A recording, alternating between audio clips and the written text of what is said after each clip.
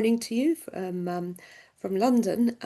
It's likely to be somewhere, some other time in the world where you are. So if you could just, oh yes, indeed in Auckland it's much later in the day. So if you could just pop that into the chat box. I can see we've got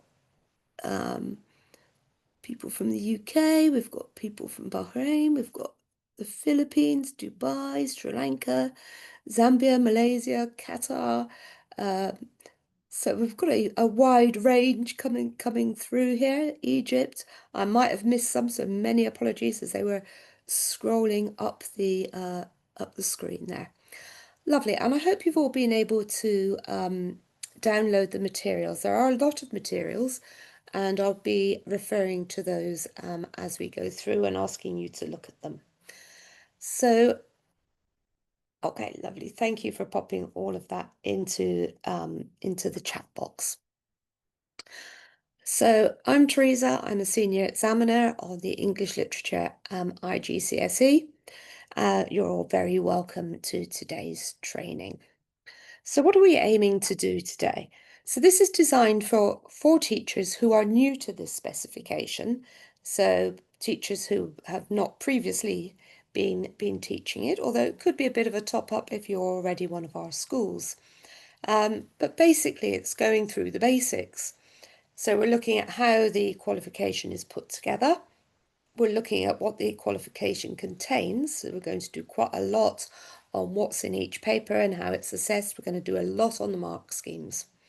Going to think about the planning of the course, and if you have been teaching it before, actually, could you pop it, if you're somebody who's already teaching this, could you just pop into the chat box how long you've been teaching it? That would just be interesting when we come to talk about how you're going to plan the course. Okay, so we've got a few experienced people in here. So a lot of this won't be new to you. I mean, you're very welcome. It is a bit of a top up, but most of it is designed for new teachers. We're going to look at the different question types. We're going to look at the mark schemes, and we're going to talk a little bit at the end about the support that we will offer you. So that's sort of where we're going. So we've got a real mixture in the room. So I'm hoping those of you who've been teaching it for a while will have some opportunities to share good practice in the chat. So that will all be good. So we've done a little bit about how long you've been teaching. Those of you who have been teaching it, what do you enjoy about the specification? And what are you hoping to gain from today's training? So any of those questions that you'd like to answer, let's just pop those in the chat box so we've got an idea of who we have in the room today. So I'll just give you a few minutes to type in what you're hoping to gain, those of you who are already teaching, what you enjoy, and so on.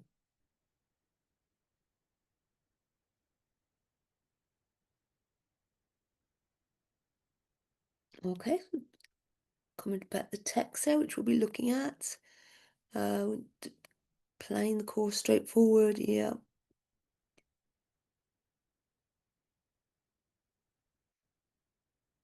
Okay, with higher level exemplars, we might have we've got something coming up on that in a different training as well. Yeah, mark schemes we're going to do a lot on today. And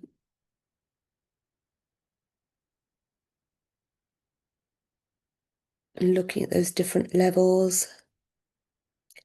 Yeah, we do kind of encourage students to sort of stand back and take a stance on their argument. Okay, there is Fiona, there is a doc on the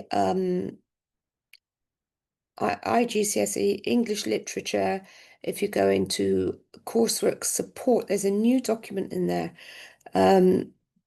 about AI and coursework.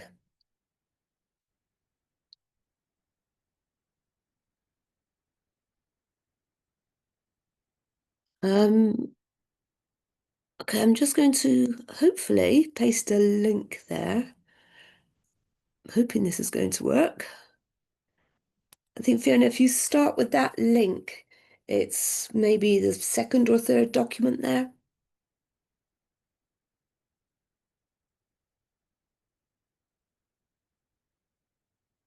That link I'll also be pasting a bit later when we get to talk about coursework, because obviously coursework is an option on this spec.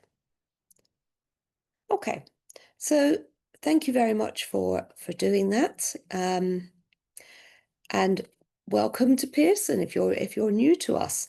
So in terms of just a few stats for English teachers here, we do go back over 150 years. We partner with schools, universities, employers. We do a lot of that. The fact that we mark 10 million scripts is a little bit of an interesting statistic. The number of schools we've got, 6,500, all of those kind of things, for just very, very interesting statistics. So going to move on to talking about content and planning. So here we have the introduction to the specification. And hopefully you've all managed to download the materials. I'm just, sorry, going to move my chat down so I can see what's being said in there. If you haven't downloaded the materials, if you click on that resources button, we have got, as I said, a lot of materials. And we're talking here about what's in the specification. And the specification is SO2. So it's SO2 is the document you need. I'll be referring to them by that SO name as we go through. So this is the structure of the course. I'm going to go through this. So there are two routes through the course. You can either do component 1, which is an exam. It's the more highly weighted exam. It sits 60% of students' final grade.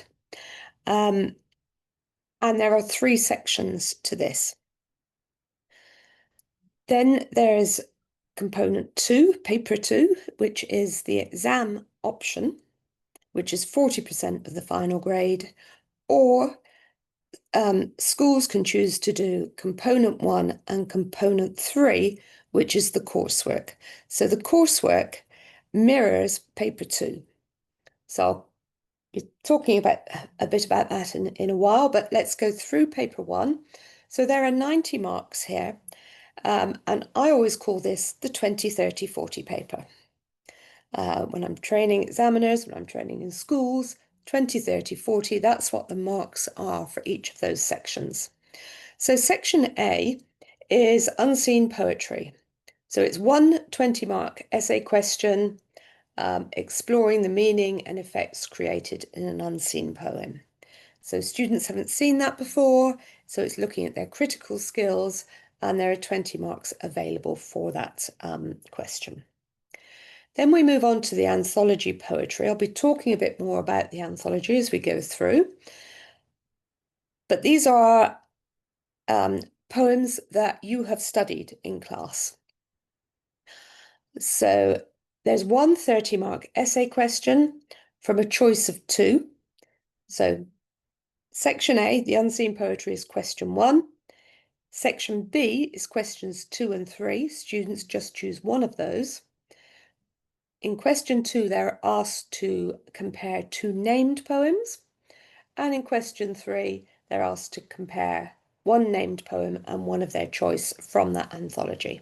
We'll talk more about that when we get to that paper. And then we've got section C, which is the modern prose.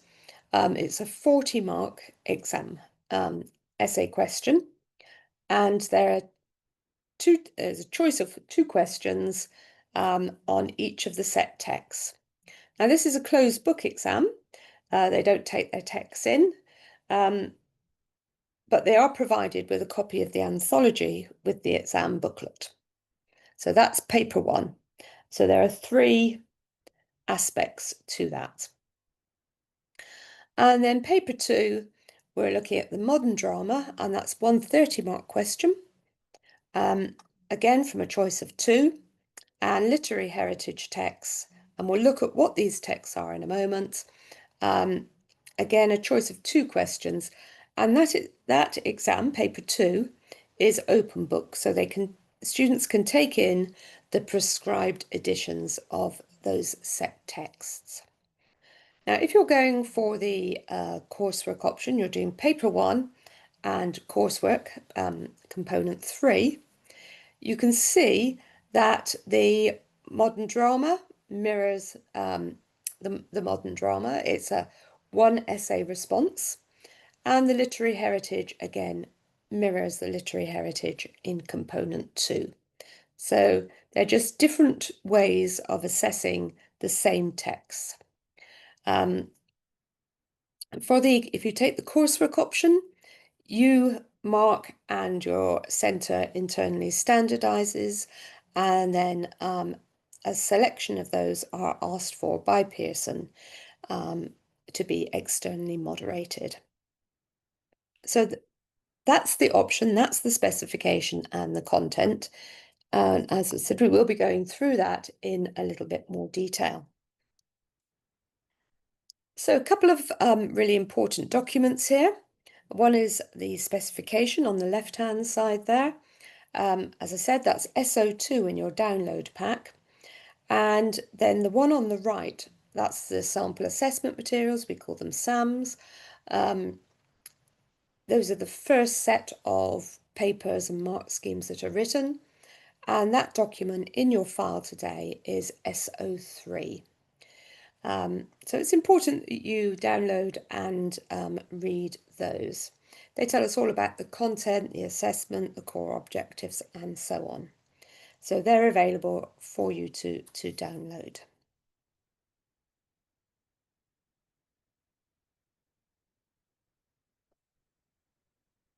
So in the anthology, that's the document you can see there. That's SO4 in your download. We use part 3 for paper 1, for that section B of paper 1. It's free. You just order it from Pearson, and boxes arrive full of anthologies. All the poems that need to be studied for questions 2 and 3 are in there. Students need to feel confident about those. You know, you have the opportunity to teach them. So we'll be looking at what the poems are later on in the training. So thinking now about the set text for this qualification. So just a little bit of about the content as we move towards the set text. So section A, the modern poetry, unseen. So it's all those critical skills that you're teaching to enable students to be able to approach an unseen poem and to analyse it. Section B, all 16 poems from the anthology, and they answer one question, either on the 2 set poems or the set poem and one of their choice, and then the modern prose texts. So the teaching for these should always be, for the modern prose, should always be on the whole text. So that's just a reminder of where the texts are. So in terms of where we're going to go now, I'm just going to give you a moment. Hopefully you've downloaded all these docs, but I'm just going to give you a moment to make sure you've got with you SO5, which is the Getting Started Guide. Okay, so it's a very important document. If you are new to the specification, it's got some excellent summaries of the set texts and the poems, and we're going to be looking at one of those in a moment. So these are the poems. So students, as I said, study all of these with you in the classroom. They're If, Prayer Before Birth, Blessing, Search for My Tongue, 2:30, Piano. We're going to have a little look at piano in a moment.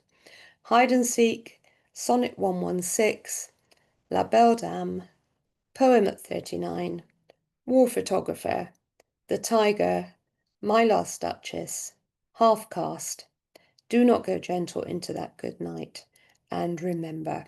So a nice range there. So in that Getting Started guide, if you could, I'll just give you a minute to do this, if you could just find page 34, we're going to have a little look at the overview of piano. We're going to look at the poem and the bullet points that address things like structure and form of the poem, comment on words, allusions, how the poem ends, etc. So, just going to give you a moment to find piano in there.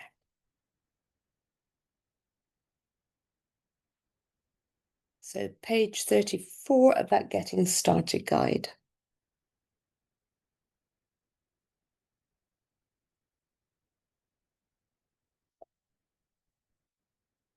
Okay, so we've got a bit of an overview there in bold on that page. The man reminisces about an event from his childhood when he hears a woman singing.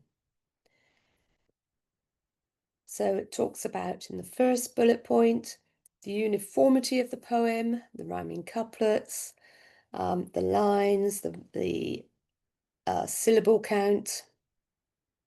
It talks about the hints of negativity, and we've got some word level things here: insidious, betrays, weeps. Something about the rhyme. So these are the things, it's a getting started guide to get you thinking, to get students thinking about the contents, the meaning, the structure, the form of these poems. And there's something like this on every poem in the anthology. So then we've got the narrator's description of his mother in line 4. And we've got some things about, her feet are poised, implying elegance. So looking at the deeper meanings of those words. On the third bullet point, we've got the allusions to sound that we hear literally here throughout the poem. And in the first stanza, the calm of softly contrasted with the powerfully musical onomatopoeic boom of the tingling strings, the tinkling, and so on. So really quite detailed hints for you, for students. And then we're talking about the end of the poem in the fourth bullet point there. How he feels, those waves of emotion that are kind of almost engulfing him, and so on. So we're going to talk quite a bit about that Getting Started guide. So I'm hoping you've all been able to download that. But that's the kind of support that's available for each of those poems. Now, I'm just going to ask for a moment if anybody has a particular, those of you who've been teaching it for a while, if anybody has a particularly favourite poem that they'd like to recommend, and any particularly favourite poems that your students have. If you just want to pop that in the chat for a moment before we go on to the set text.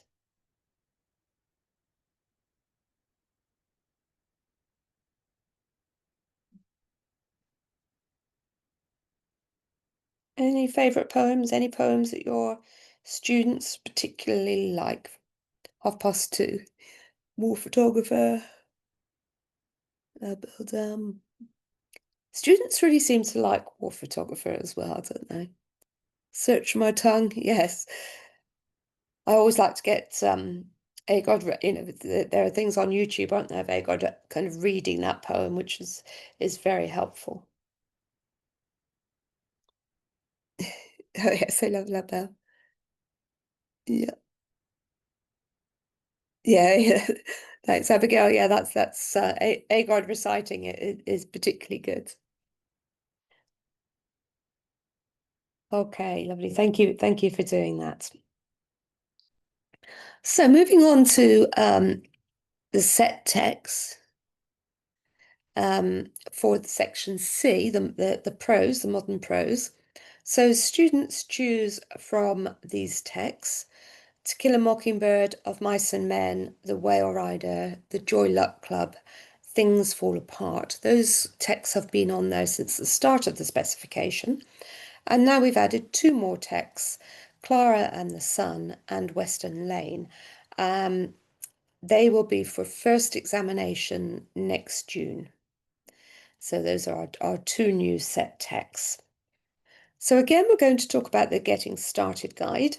And can I just ask those of you teaching, those of you planning to teach, you might have already decided on your text. What texts are you thinking about? If we can just pop those into the text chat, please.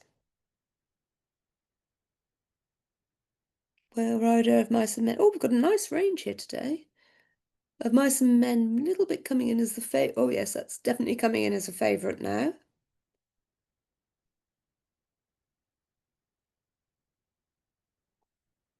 I think I saw the centre there that was doing Clara, but no, sorry, was doing Of Mice and Men, but changing to Clara. That one went up the screen a bit quickly, but I think I saw that.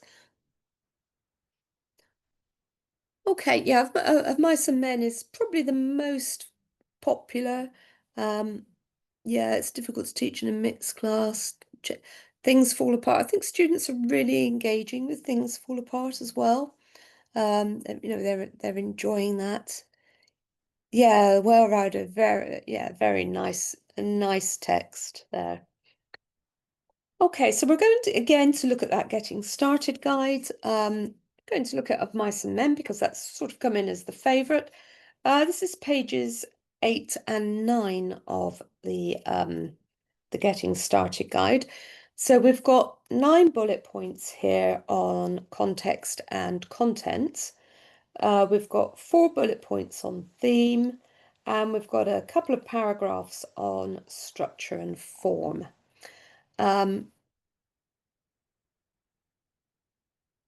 Yeah, thanks, Cheryl. Yeah, it's I've seen some really very good responses. You'll find them in this year's examiner report.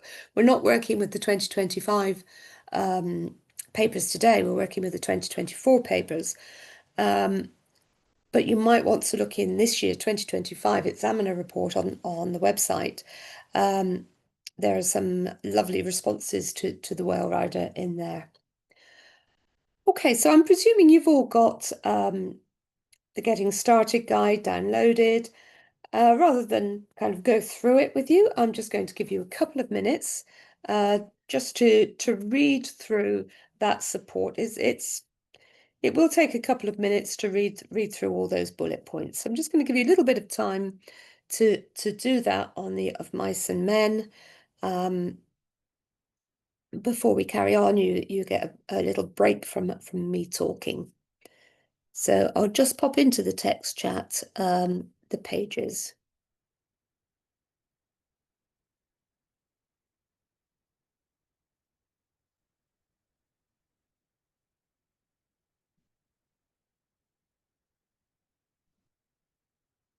Yeah, yes, Ezekiel. I mean, obviously, Mice and Men was, it didn't have chapter numbers, but there are only 6, aren't there? Okay.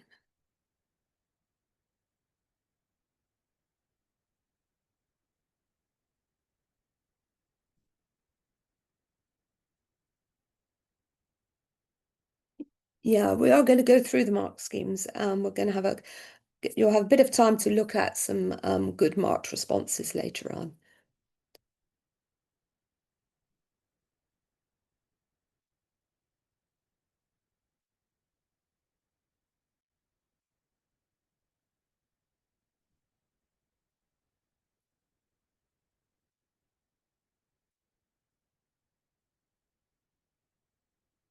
Okay, there's your little task in the chat box.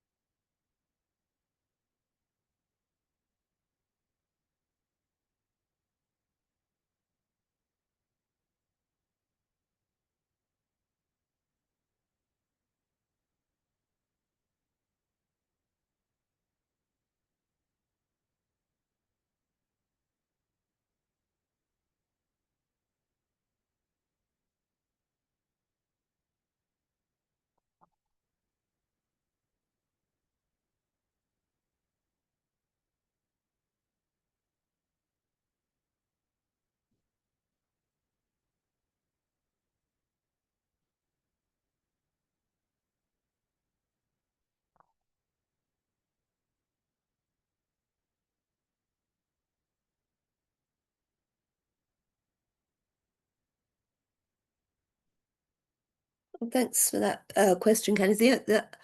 I wasn't talking about paragraphs per question in terms of a student's response.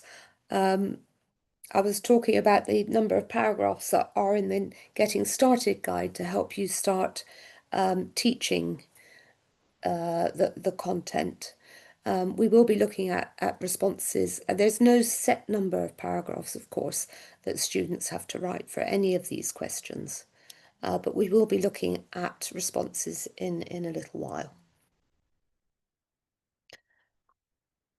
Okay, so we've had a look at the text a bit from the Getting Started guide for the modern prose. So now we're going to talk a little bit about paper 2. Obviously, that's if you're taking the exam route, you're looking at paper 2. But in terms of text, it's the same for the coursework. So paper 2 is weighted at 40% of the qualification. It's a shorter exam, and students just answer 2 questions. So section A is their modern drama text. They study 1 text from the list, and they answer 1 question.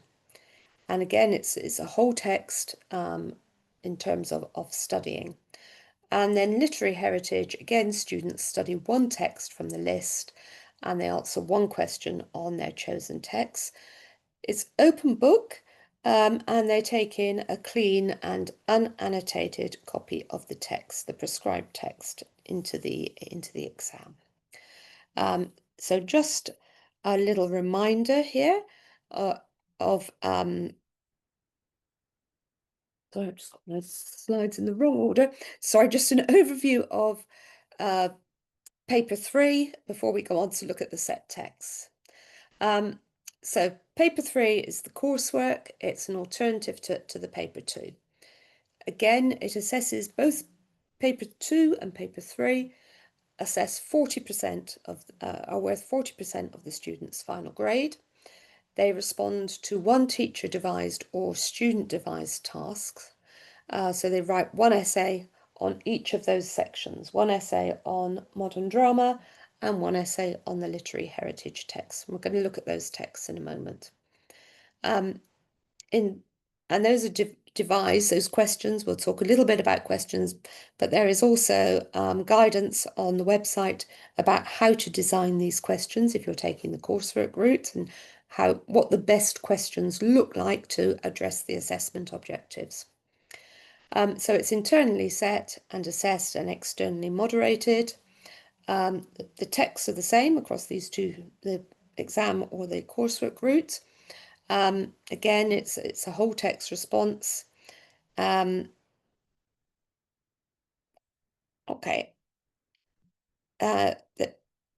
There's no prescribed word limit.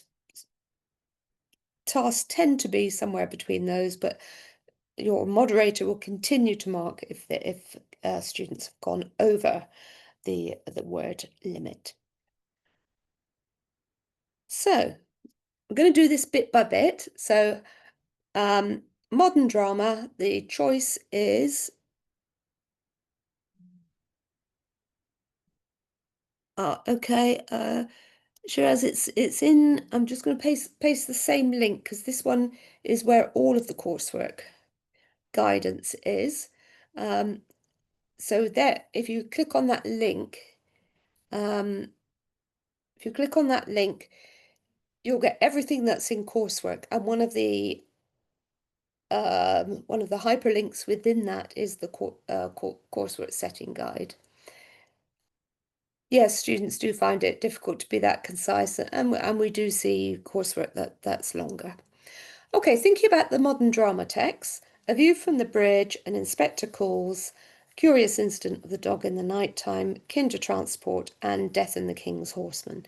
So which of those is your centre going to teach, or which of those? Just the modern drama for now. Oh, Inspector Calls is coming in thick and fast there.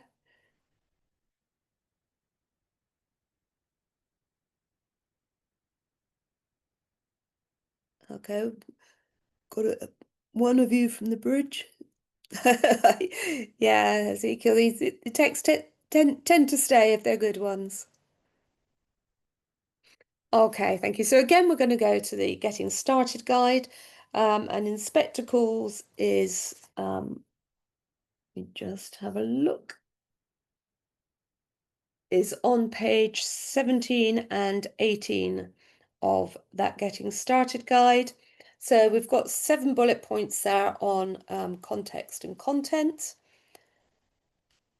Um, Again, I'll give you a little bit of time in a moment to read these. We've got 4 bullet points on themes of class, responsibility, parents and children, and supernatural. Of course, they're not the only themes, but they're the ones in the Getting Started guide, and a couple of paragraphs on form and structure.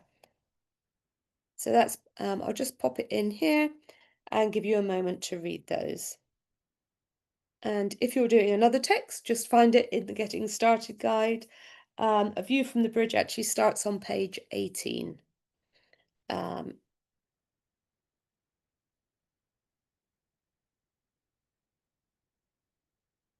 going to put GSG for Getting Started guide. So I'll just give you a few minutes to read through that, and then we're going to come back and talk about literary heritage.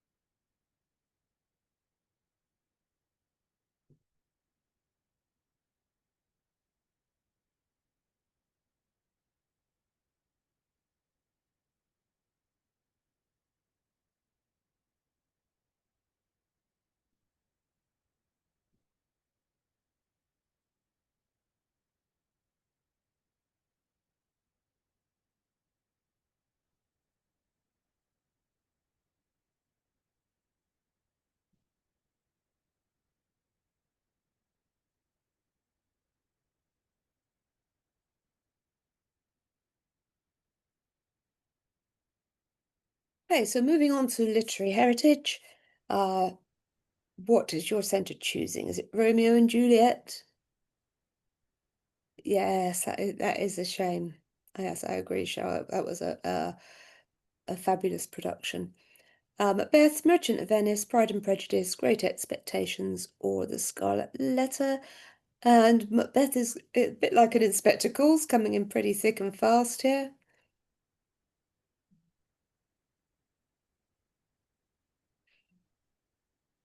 Okay, lovely. It looks like Macbeth is pretty much the winner there. So again, we're going to have a little look at the Getting Started guide. This is the last time we're going to be looking at it, but we'll look at it from Macbeth. Um, it's on page 24, I think. Let me just double check that. Pretty sure it's 24. So we've got here 8 bullet points on context and content. Um, we've got 8 bullet points on different themes. So we've got ambition, the supernatural. Um, violence, power, fate and free will, the reversal of nature, light and dark, death, and then a couple of paragraphs on form and structure. So again, just a few minutes to have a little read through pages 24 and 25 of that Getting Started guide. Quite a lot about King James there. Obviously, the themes, there are more themes than that, and some of those you might be thinking that they might be symbols as well, for example, light and dark. And yeah, a little bit about form and structure. So I'll just pop that into the text chat. So the Getting Started guide, pages 24 and 25. If you're already teaching this, obviously you'll know all of this stuff, but it's just for people who are new. It's not teaching you how to suck eggs. It's just a little bit of guidance with a little bit of support. And also, of course, bits of that Getting Started guide can be shared with students. It's not sort of not a secret document.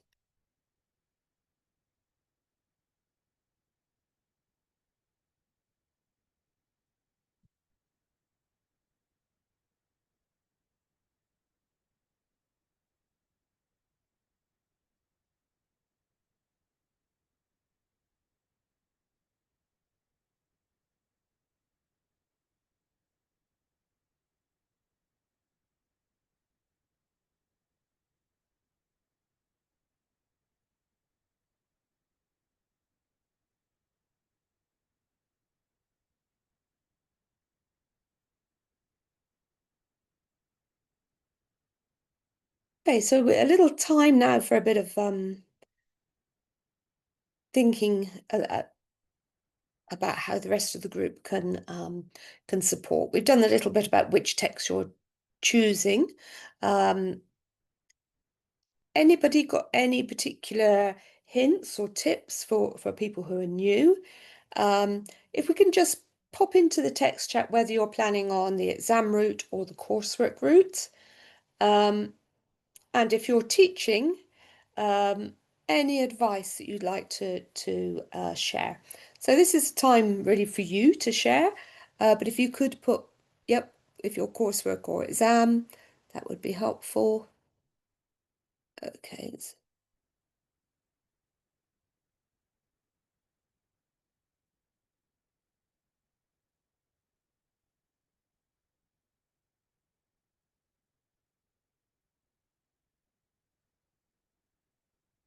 I think coursework is just slightly more popular today than the exam route.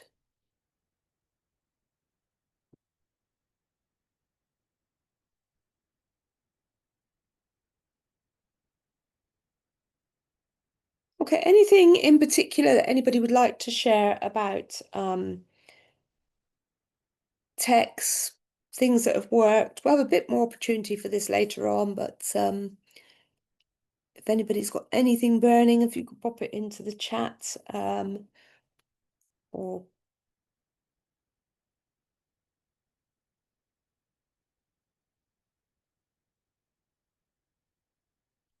okay, and some, yeah, thinking maybe about different groups taking different routes even.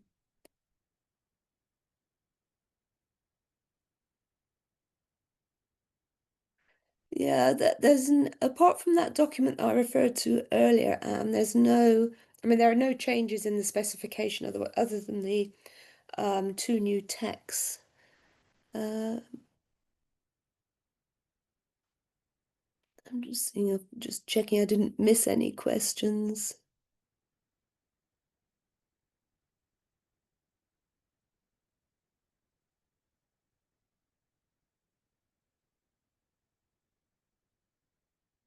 Yeah, so you choose one text, in paper two for coursework. So paper two is the exam route.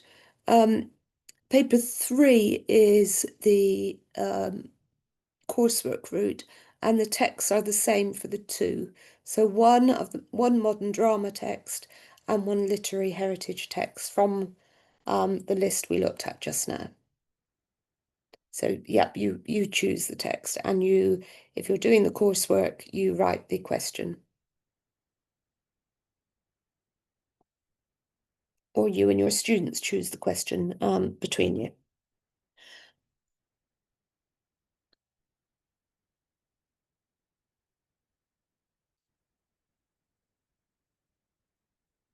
Okay, I don't know if anybody else has a view about Shakespeare being not so accessible to EAL students and have chosen a different text that is not Shakespeare. If anybody's got any, no poetry. The poetry, both unseen and anthologies, is in paper 1. Okay, so let's have a think about teaching the content. Again, we've got an opportunity here to share good practice of how we would teach the different assessment objectives here as we go through.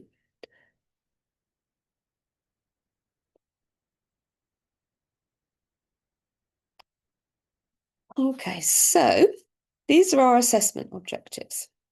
We've got AO1, demonstrate a close knowledge and understanding of text, maintaining a critical style and presenting an informed personal engagement. And that's 30% of the final grade. AO2, which is analyze the language form and structure used by a writer to create meanings and effects, and that's 40% of the final grade. AO3, which is explore links and connections between texts, and AO4, which is the understanding of the relationship between texts and the context in which they are written. I'm just going to scroll up because I could see the chat moving there. I'm just going to check I haven't missed anything. Okay, we've got comments. Yeah, okay, that's lovely, thank you. So we're going to be quite logical about these assessment objectives as we move through here. But first of all, we're going to just look at where they're assessed. So the unseen poetry only assesses AO2. Of course, the other assessment objectives are not in play there. It's only AO2. So they get a poem that they haven't seen before. It's a modern poem, and we're looking here assessing their analysis of language form and structure, and how the poet uses those to create meanings and effects. And then moving on to moving on to the anthology poetry, section B of paper 1, we're again looking at that same assessment objective. Remember, these are poems they've studied with you in class. We're looking at language form and structure, but because they're comparing the poems, we're also looking at AO3. It's the only place where AO3 appears. AO3 explore the links and the connections between the texts. Then on the modern prose, remember this is the 20, 30, 40 paper, so this is the 40 marker. We're looking at AO1 and AO4. So it's their knowledge and understanding of the text, their critical style in their forming of the arguments. And within that, they also have to talk about the context, the relationship between the text and the context in which it was written. And, they can include the context in which it's received now as well. So that's where the assessment objectives are for paper 1. For paper 2, paper 3, paper 2 coursework, for the modern drama texts, we're assessing AO1 and AO2. So just that reminder that context is not assessed in modern drama. So we're looking there at their understanding of the text, their ability to create an argument, and their ability to analyze language form and structure used by the writer. And then for the literary heritage texts, we're again looking at those same 2 assessment objectives, the knowledge and understanding, the arguments, the analysis of language, form and structure. But again, in the literary heritage text, we are asking students to comment on the context. So those are our 4 assessment objectives, and that's where they're assessed. Okay, so now we're going to look at AO1, Assessment Objective 1. So we've been through those quite quickly, so I'm going to just remind us about what AO1 is. And then we've got this activity, which we're not going to do, obviously, but this is an activity that's in the Getting Started guide that we are going to talk about. So AO1, demonstrate a close knowledge and understanding of texts, maintaining a critical style and presenting an informed personal engagement. So what we've got here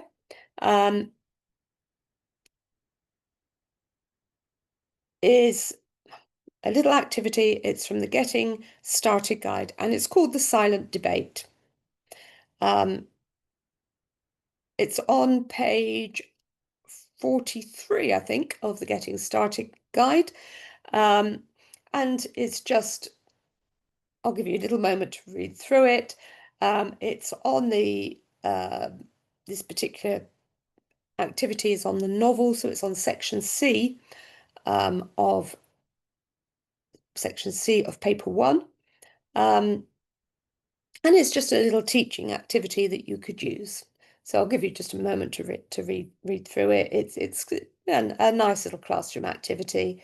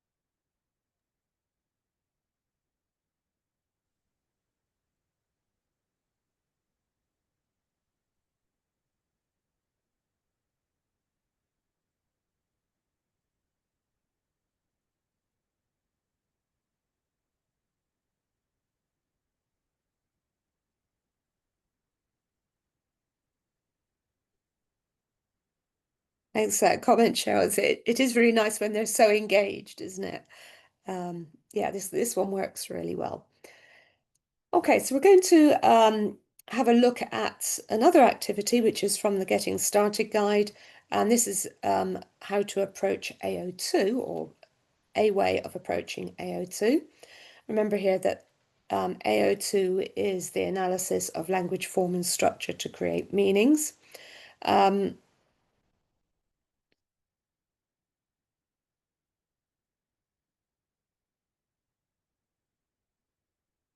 Okay, thanks for that question. When you say play, I'm hoping if you mean modern drama, so in paper 2 or in the coursework, no, they don't need context. If you're talking about the plays that appear in literary heritage for papers 2 and 3, yes, they do need context. I hope that answers that. Okay, so this one again is from the Getting Started guides. Okay, modern drama, no context. This is page 47 of the Getting Started guide. So it's a little activity about seed paragraphs. Again, just a useful teaching thing. I'll give you a moment to read through that.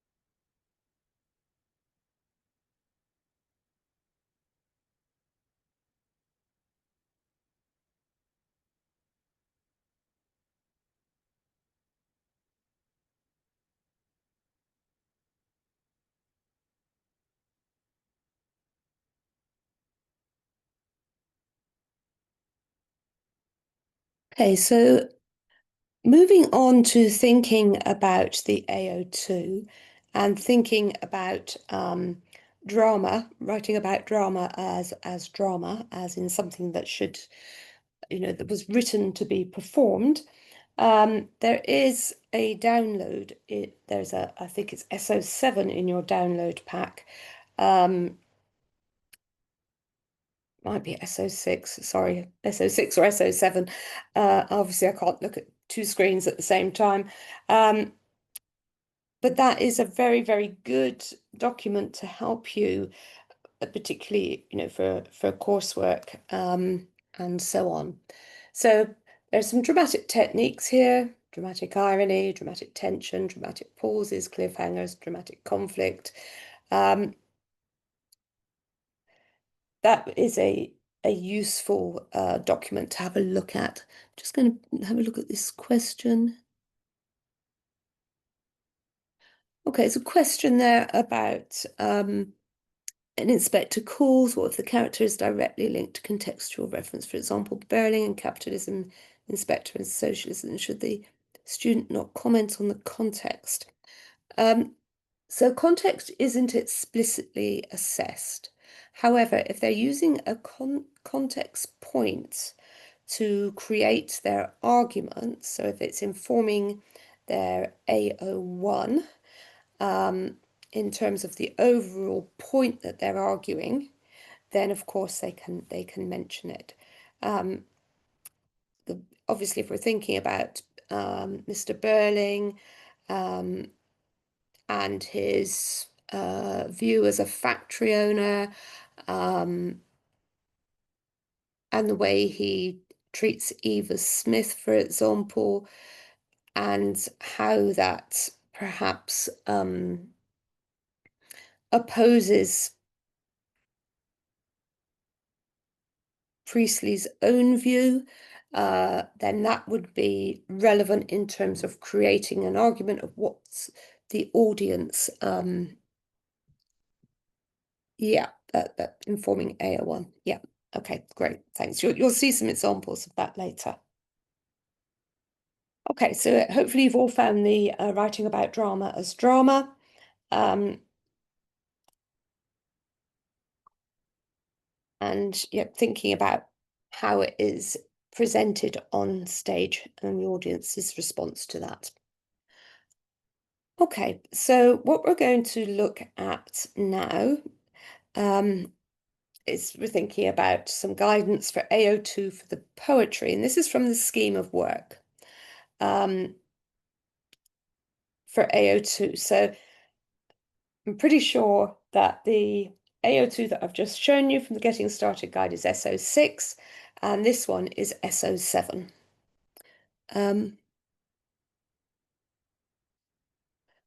Okay, sure. I think that will become a bit clearer when we get to look at a couple of exemplars later on. But we wouldn't want them to keep referring to the audience perspective.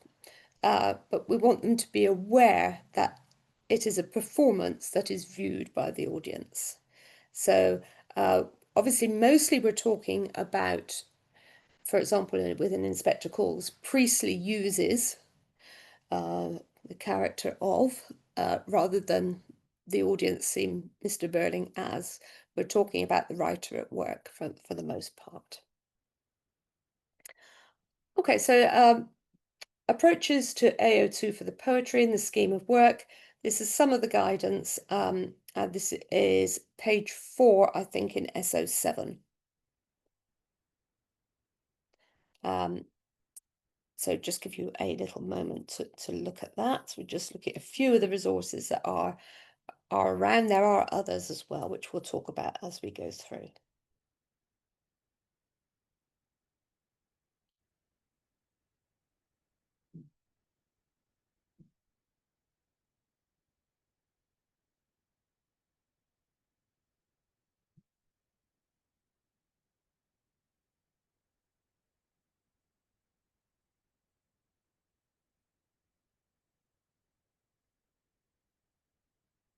And of course, if anyone else has any hints or tips for AO2, if you're already teaching it, please just pop them into the chat there. and then I'm going to just talk a little bit about AO3 and a very helpful document that is in the pack for you.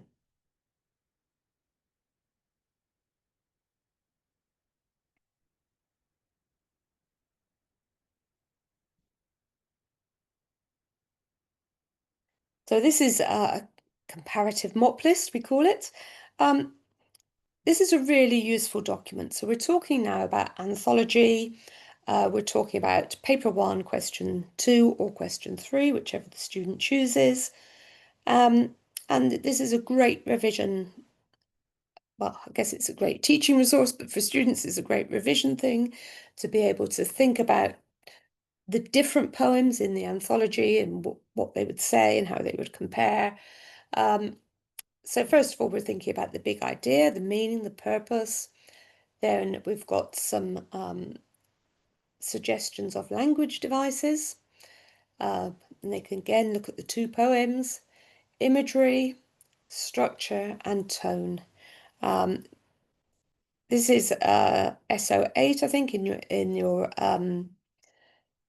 download for today, and it's taken from a lesson plan on the website that you can have a look at. So students really like this because it gives them a whole sheaf of revision papers and so on. Don't know if anybody's used this. If you want to comment about it, it's just very, very useful.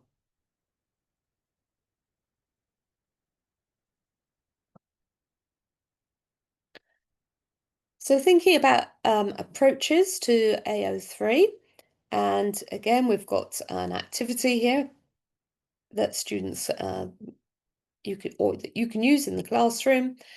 This is page 53 of the Getting Started guide. It's poem partners, and it's an active, dynamic way of how poems are similar and different.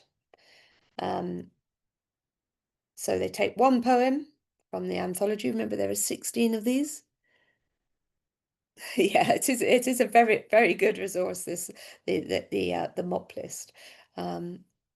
It just makes students really focus on how the poem has been constructed to create the meaning. So yeah, they have a home poem, a piece of paper, they hold it up, they wear a sticky label, write it on a mini whiteboard, whatever it is your centre uses. Then they have to, find a poem that so find a poem that explores love, or find a poem that uses personification. So it's quite active, this particular activity. You can think of a whole list of different things that can be compared across these poems, and then they have to find a partner that whose poem has that device or technique in it. And then they have to justify their pairing. So they can't just go and meet with their friends. They've got to be able to justify why, how they both use alliteration, what the example is, how they could comment on it, and so on. So yes, it's just quite a nice little activity for AO3. Okay, so now on to our last assessment objective. Yeah, it is a fun activity, but it's also very focused. I mean, you don't want them running wild from one thing to another, but when they have to justify their pairing and give the example from the poem, it becomes a much deeper activity, of course. Okay, so thinking about AO4, the relationship between text and context. So just a little reminder that this is paper 1, modern prose, and paper 2, or coursework literary heritage, where this assessment objective is assessed. This is a little outline. This is from the specification, these particular bullet points. And it just helps to underline what we mean by context. So things like the writer's life and individual situation, place and time of writing, things like Of Mice and Men, of course, Steinbeck's background, own personal history would tie into that. The historical setting, time and location of the text. I'm just thinking about the text that was going up the screen earlier. So Macbeth would be, an ideal example of that, although Steinbeck as well. Social and cultural context. So somebody commented about the whale rider. That would be um, a good example there, just to take away from the usual suspects that we've been talking about in terms of text today. Literary context. Where do they sit in terms of their genre, their literary movements, and so on. And the way in which texts are received and engaged by different audiences at different times. So when we're thinking about the role of women, for example, how Lady Macbeth would have been received at the time, how a dominant woman might be received in the 21st century would be very different. So there are just a few little points there. And a little bit about how to use context and a little bit of tips. And again, if you've got anything, please pop them in the chat. So all context points need to relate to the text. We don't want a bolt-on history lesson. It's an English literature exam or an English literature piece of coursework, so we don't need a paragraph about their life particularly. It's where Shakespeare was born, who he was married to, really probably aren't going to be terribly relevant. However, the historical context of King James and his writing of Macbeth would be relevant. So literary essay, not historical essay. So thinking again about, we had a look at this earlier, this bits about context. These are from the Getting Started guide that we looked at the beginning. But there is one of these for every text, one of these for in terms of AO4, the context and content is there for each of the modern prose and literary heritage text. It's not prescriptive. Teachers, students can refer to any relevant contextual factors. They don't have to be limited to these, of course. These are just examples. And then we have a couple of activities on the AO4, again from the Getting Started guide. These are from pages 56 and 57. That might just help when approaching that integration of content and context. So yeah, we've got activity 2, activity 3. Obviously, there are more in that Getting Started guide. So I'll just give you a second to read those.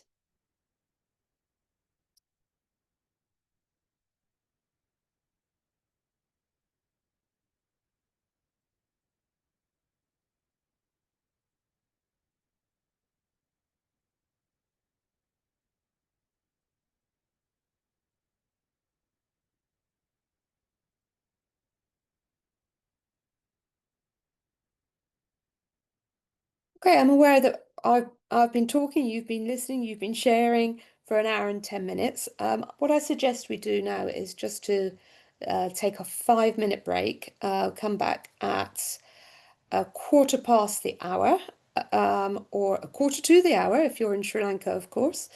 So for me, it's 10 past 10, so we'll come back at 15 or 45 past the hour. We'll just take a 5-minute break. I'll be on mute for that. Hopefully it's long enough for you to boil the kettle.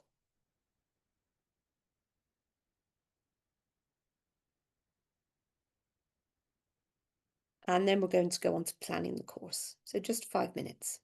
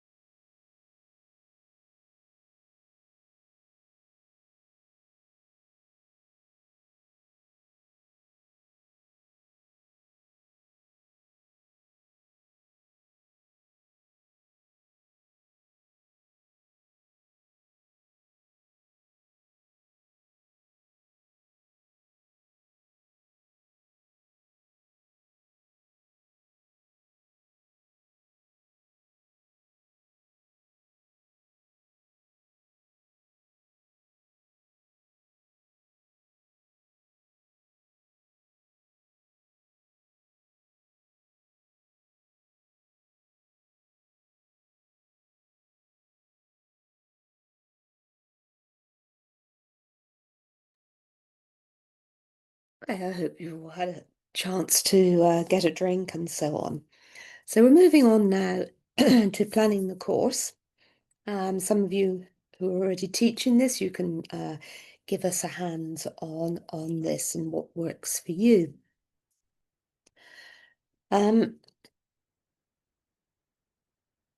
So this there are a small number of lesson plans on the website. Some lesson plans there for poetry. There's I think one in your download pack, but if not, you can just find it on the web. Um, in terms of transferable skills, um, there are things that like ethics, interpretation, critical thinking, analysis, initiative that you might want to talk your students through. There are some starter activities and so on. So you can find those on the web. So we'll just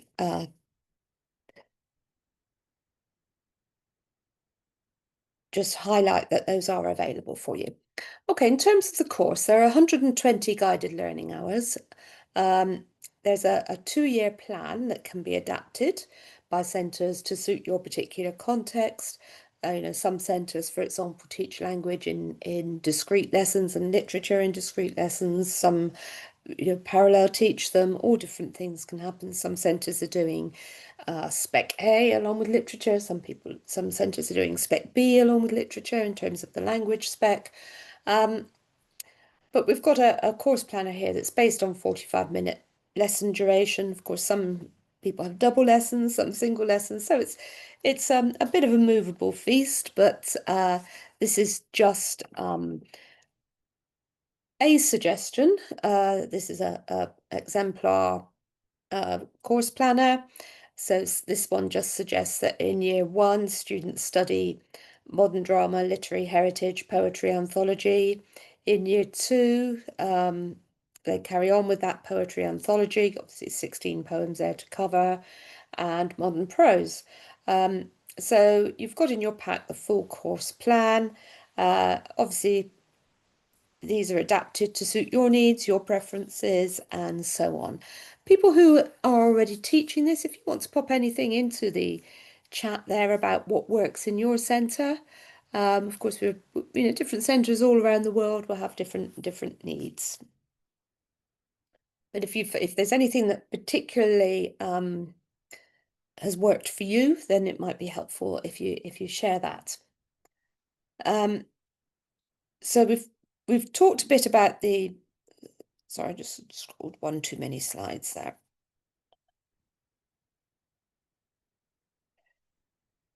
So this is a sample course planner, thinking about what you might study, the topics you might study, the weeks you might study it in, and so on.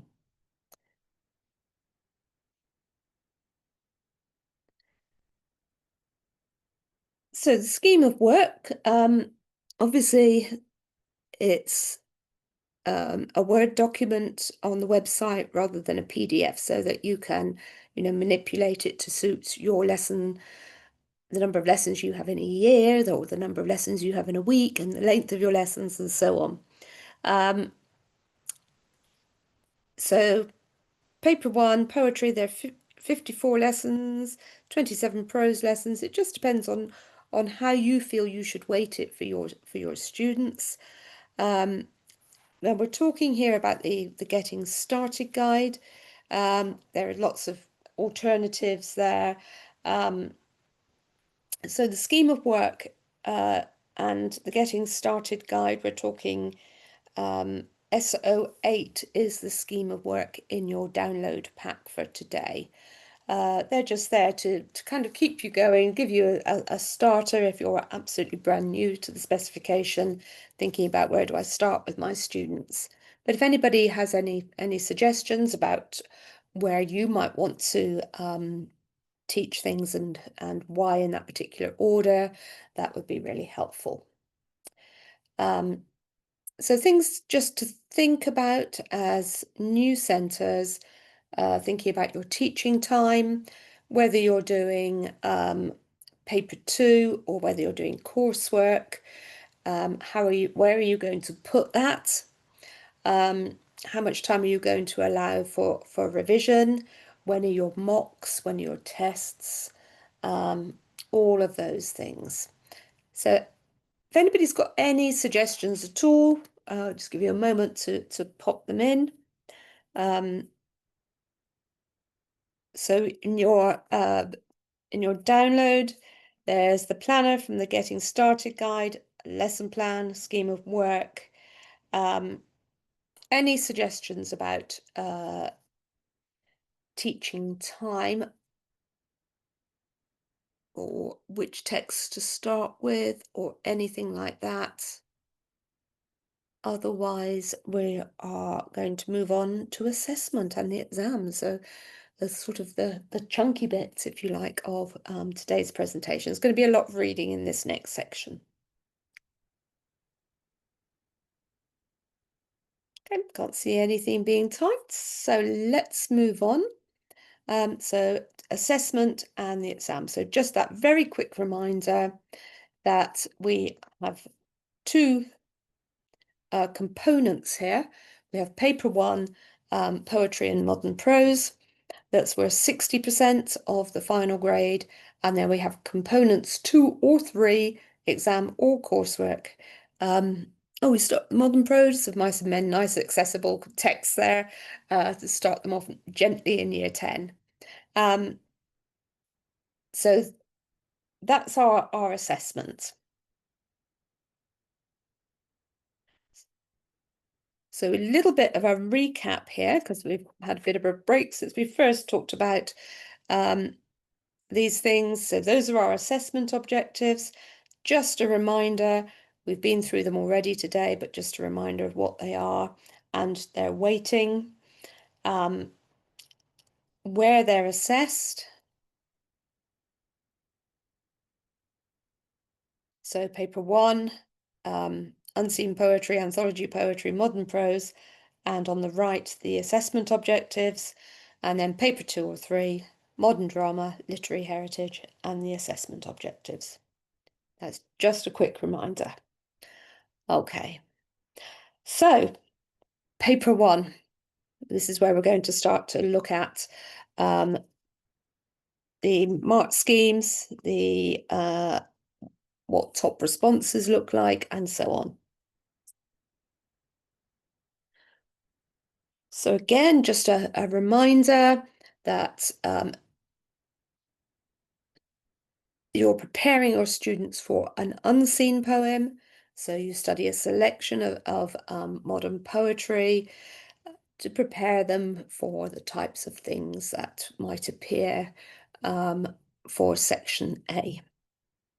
And then for section B, we're looking at those 16 anthology poems that we looked at the list before. Obviously, they'll have studied all of those in class with you, and they're going to be asked to answer on either 2 set poems or 1 set poem, and then they choose their second set poem. And then section C, one of the modern prose texts that we looked at earlier. So just the reminder that we're looking at 20, 30, 40 marks for that paper. So section A, unseen poetry. So this is from page 18 of the specification. It only assesses assessment objective 2. So we're looking at the student's ability to analyse the language, form and structure used by the writer to create meanings and effects. So they're talking here about their knowledge of poetic form, content, meaning of something that they haven't seen before. So they demonstrate understanding of how the writers create literary effects using, for example, imagery, descriptive skills, language choice, tone, mood, structure, form, they understand and use appropriate literary terminology, if they can see any techniques, but obviously it's being driven by their argument rather than by the techniques. And they identify and use relevant examples from the poems. So we'll see how that looks in a moment. So we're using, as I said, the 2024 paper, the June 2024 paper. And in that paper, the poem was called Unfinished Poem, ironically. So we've got a copy of the poem on the left-hand side. It's Barry Wade poem, a nice contemporary narrative sort of poem. And the question was, explore how the writer presents nature in this poem. So there's always a specific focus for the question. So it's not everything I can see in this poem. It's actually focused on what the specific question is. In your answer, you should consider the writer's descriptive skills, choice of language, and use of form and structure. Support your answer with examples from the poem. And you will see there that it's a scaffolded question. It's got 3 nice bullet points, and those bullet points specifically point students to the AO2, which is the only assessment objective being assessed here. So I'm going to give you a minute to just read through the poem. You may be familiar with it if your students did it last year, but I'll just give you a moment to read through it so that we know it.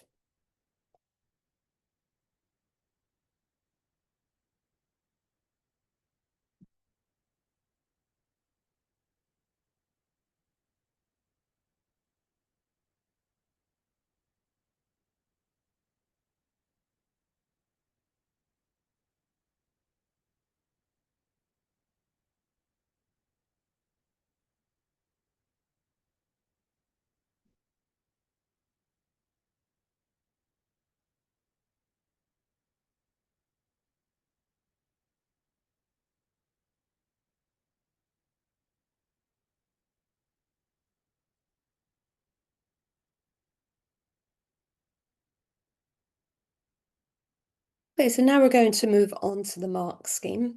If you want to look at, it's quite small on the screen, so if you want to look at a bigger copy of it, it's page 6 of SO5 in your download today.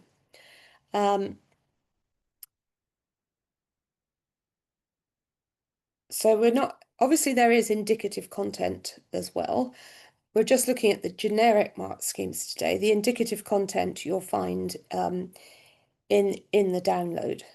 But it is just an indication of what a student might see in it. But these are the levels-based mark schemes we're going to look at in today's training. So we're looking at AO2, we're looking at analysis. So the first bullet point in each of the levels is about the analysis of language, form, and structure. So if we look at those first bullet points as we move our way up, in level 1, we've got simple, is a keyword. The identification of language, form, and structure is minimal.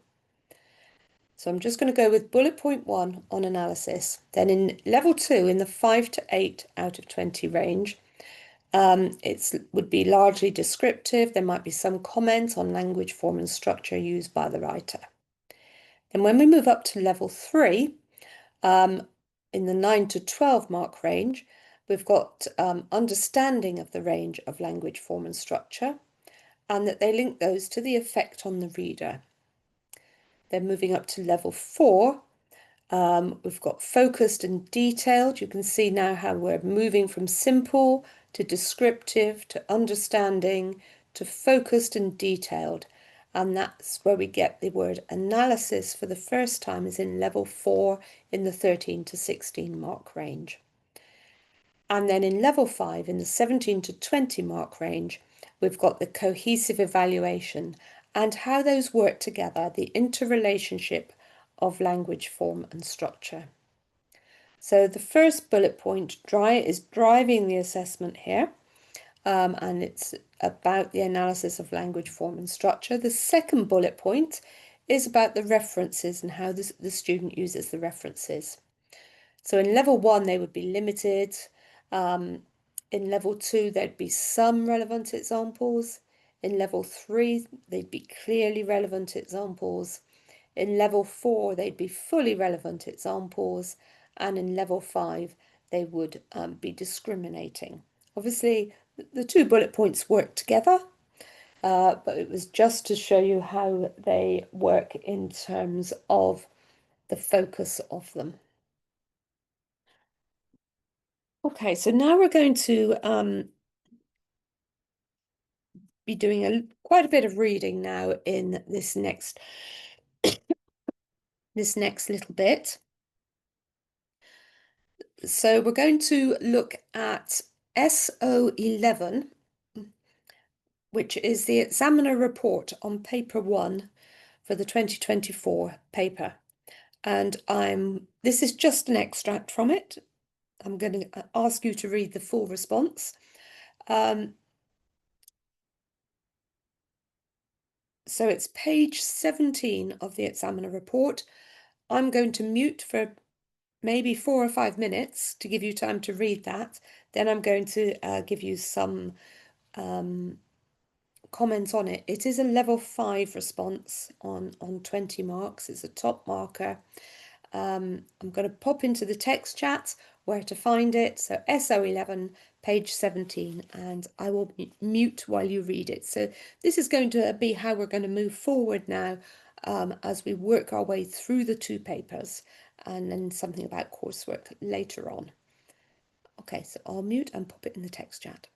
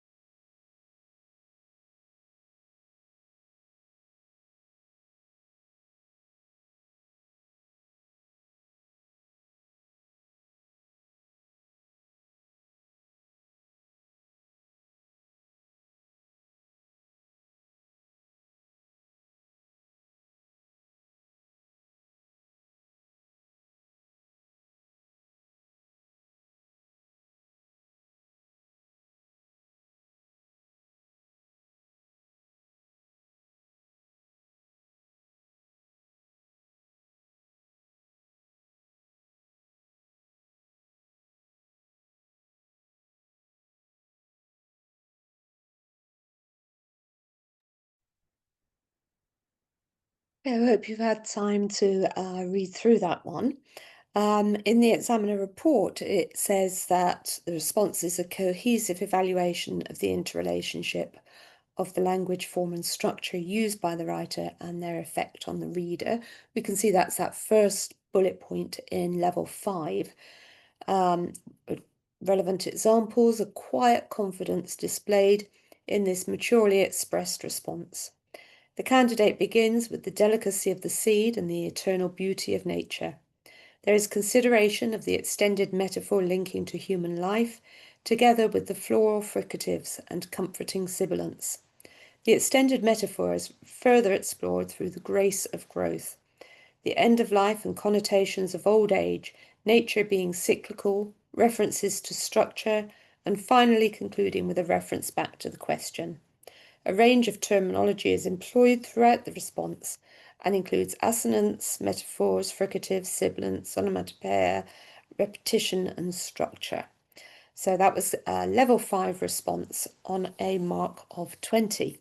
So often in these training sessions, whether they're online or they're live, I'm often asked what a top response looks like. So we have put quite a few of them in this particular pack for today. So looking now at some comments from the principal examiner for this question 1 for the 2024 paper. It's just a snapshot, it's not all the feedback. We do have the whole examiner report for you in the download, of course. But just a few of we've just got 3 little bullet points here.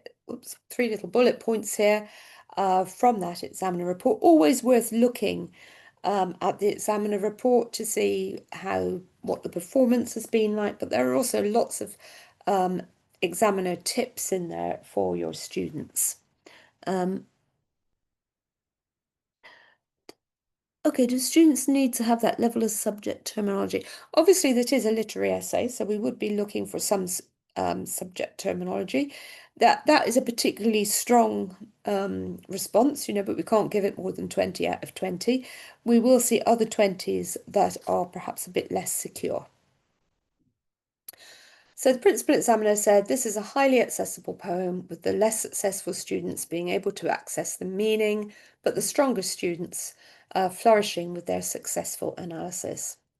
The more successful candidates were able to look at how structure and language intertwined, with a focus on the repetitive nature of the poem and the enjambment. There was also a large percentage of responses that achieved marks in the top level, attesting to the students' ability to successfully engage with the text. And the responses of weaker students were limited to basic ideas about nature as beautiful and as existing in a cycle, without any depth or detail of analysis. The strongest candidates were able to recognise and explore the nuances of the speaker's implied message about the sanctity of nature and mankind's responsibility to nurture and protect it. And as I said, lots more comments in the examiner report. But, today we're just doing a snapshot of each of the sections for you. So moving on to section B, which is the anthology paper. Obviously, students have studied all of these texts with you. So just a reminder, taken from the specifications, is page 18 of the spec, of the requirements of this question. So they apply their knowledge of poetic form, content and meaning to compare the poems. They demonstrate understanding of how writers create literary effects using, for example, imagery, descriptive skills, language choice, tone, mood, structure, form, understand and use appropriate literary terminology. And of course, we have the AO3 coming in here, the comparative assessment objectives. So they make comparisons between poems, including language, structure, and form. And then they identify and use relevant examples from the poems. And at the bottom of that slide there, we have the 2 assessment objectives that are in play for this question, the AO2 and the AO3. So the questions that students were given for the 2024 paper were these. So they just choose one of them, and I've been talking today about, in the first question, they're asked about 2 named poems, and in the second one, they are given 1 named poem, and they choose the second poem. And obviously they have a clean copy of the anthology booklet in the exam. So question 2 was reread half-cast and remember.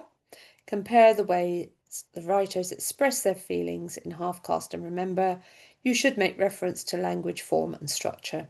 Support your answer with examples from the poems. Or they could have chosen reread half past 2, compare the ways the writers present being alone in half past 2 and one other poem from the anthology. And again, here we've got the signposting to AO2. You should make reference to language, form and structure. And obviously we've got in the word compare, which is emboldened, we have the signposting to the AO3. And they're told again to support their answer with examples. Oh, the most popular question of the two, I think it's about 50-50. You know, we get it depends on what the named poems are sometimes. You know, students, a bit like we did at the beginning of the training, you know, what's your favourite? Students have a favourite, so perhaps if, you know, a lot of you were saying half-cast is your favourite, perhaps if half-cast was in question 3 and they got to choose their other poem, question 3 might be more popular in that particular series. A lot of students in the past we've had, for example, Do Not Go Gently Into That Good Night. They've enjoyed that one and they've chosen that and the other named poem in a question 2. So I don't think there's a more popular route through this particular one. It really depends on what the poems are that appear in the questions. Okay, so let's look at the mark grids here. So at the very top there, we've got the 2 assessment objectives, the AO2 and the AO3. Again, you know, for today's training, we haven't put up the indicative contents, but it is there in the mark schemes for you. So we've got 3 bullet points in each of the levels as we go up. And the first bullet point is very much about the AO2 skills, the language form, the analysis of language form and structure.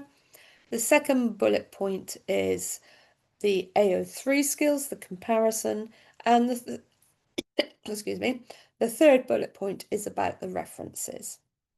So if we work our way up again on each of the bullet points, we can see also there, actually, before I do that, that NB at the top of level 2, that they can't go beyond level 2 if they only consider one poem. And of course, it would have to be a really, really good analysis of one poem to get them 12 marks. You know, but there is that bar at the top there. We don't really see students. Students know that they have to talk about 2 poems here. So working our way up through the AO2, the first bullet points, we've got simple in terms of the identification of language form and structure, be minimal, simple and minimal, the 2 key words there. Then in level 2, again, we've got largely descriptive. We've seen these before, of course, in question 1. In level 3, the understanding and the effect on the reader. In level 4, focused and detailed, analysis and effect on the reader. And level 5, cohesive evaluation of that interrelationship and the effect on the reader. So we've seen those before. Obviously, we're talking about different mark levels here because it's a 30-mark question, not a 20-mark question, as we had for question 1. Now we're going to look at the second bullet point of each, and that's to do with the comparison. So little or no comparison in level 1, underdeveloped comparison, in level 2. Compares and contrasts a range of points, considers some similarities and/or differences in level 3. In level 4, compares and contrasts the poems effectively, a wide range of similarities and/or differences. And then in level 5, we've got the response compares and contrasts the poems perceptively, varied, comprehensive range. So that's where we would be looking in level 5. And then the third bullet point just refers to our references, which are limited in level 1, some relevant examples in level 2, clearly relevant examples in level 3, fully relevant examples in level 4, and then discriminating use of examples in level 5. The difficulty is often where to place an upper 4 or a lower 5, yes. So obviously in the examiner report, we do have a number of exemplars in different levels, and going back through examiner reports since the start of this specification,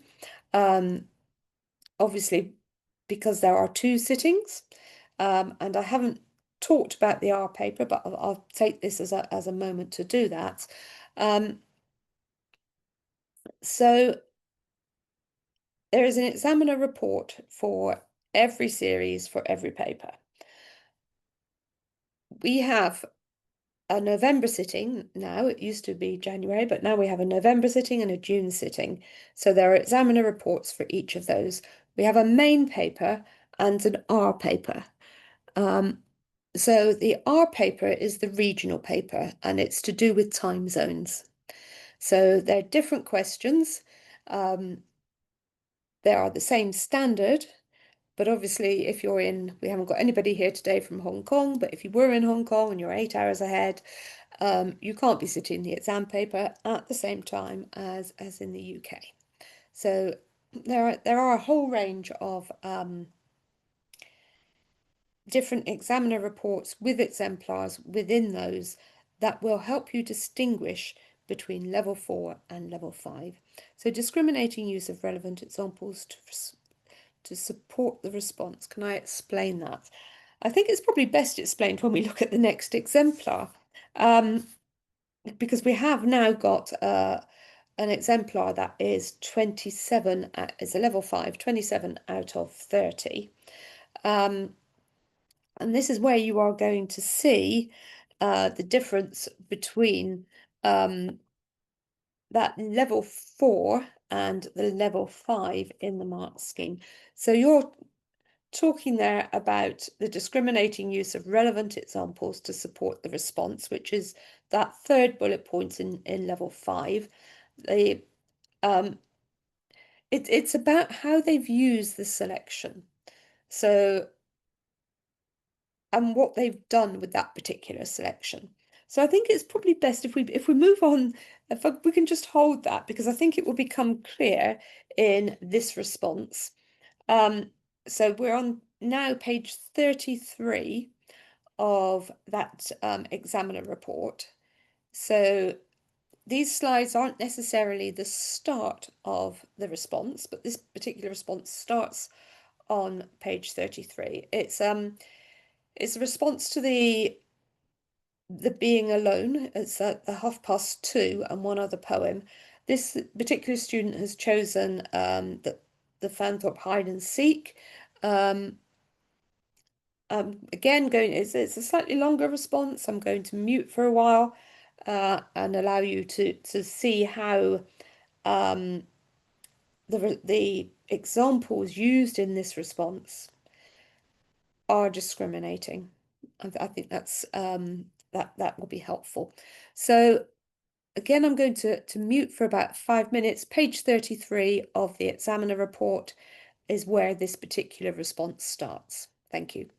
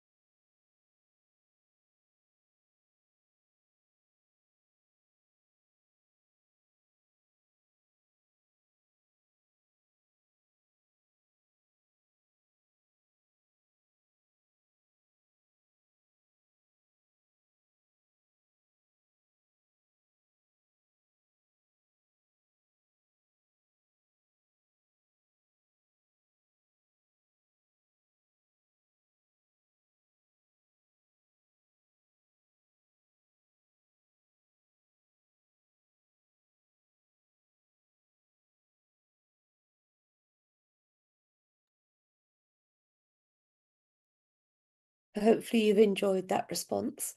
You'll see in the examiner report that the candidate compares half past two and hide and seek. This is an assured response that offers a cohesive evaluation of the interrelationship of language, form and structure used by the writers and their effect on the reader. A range of relevant points is made and supported with evidence.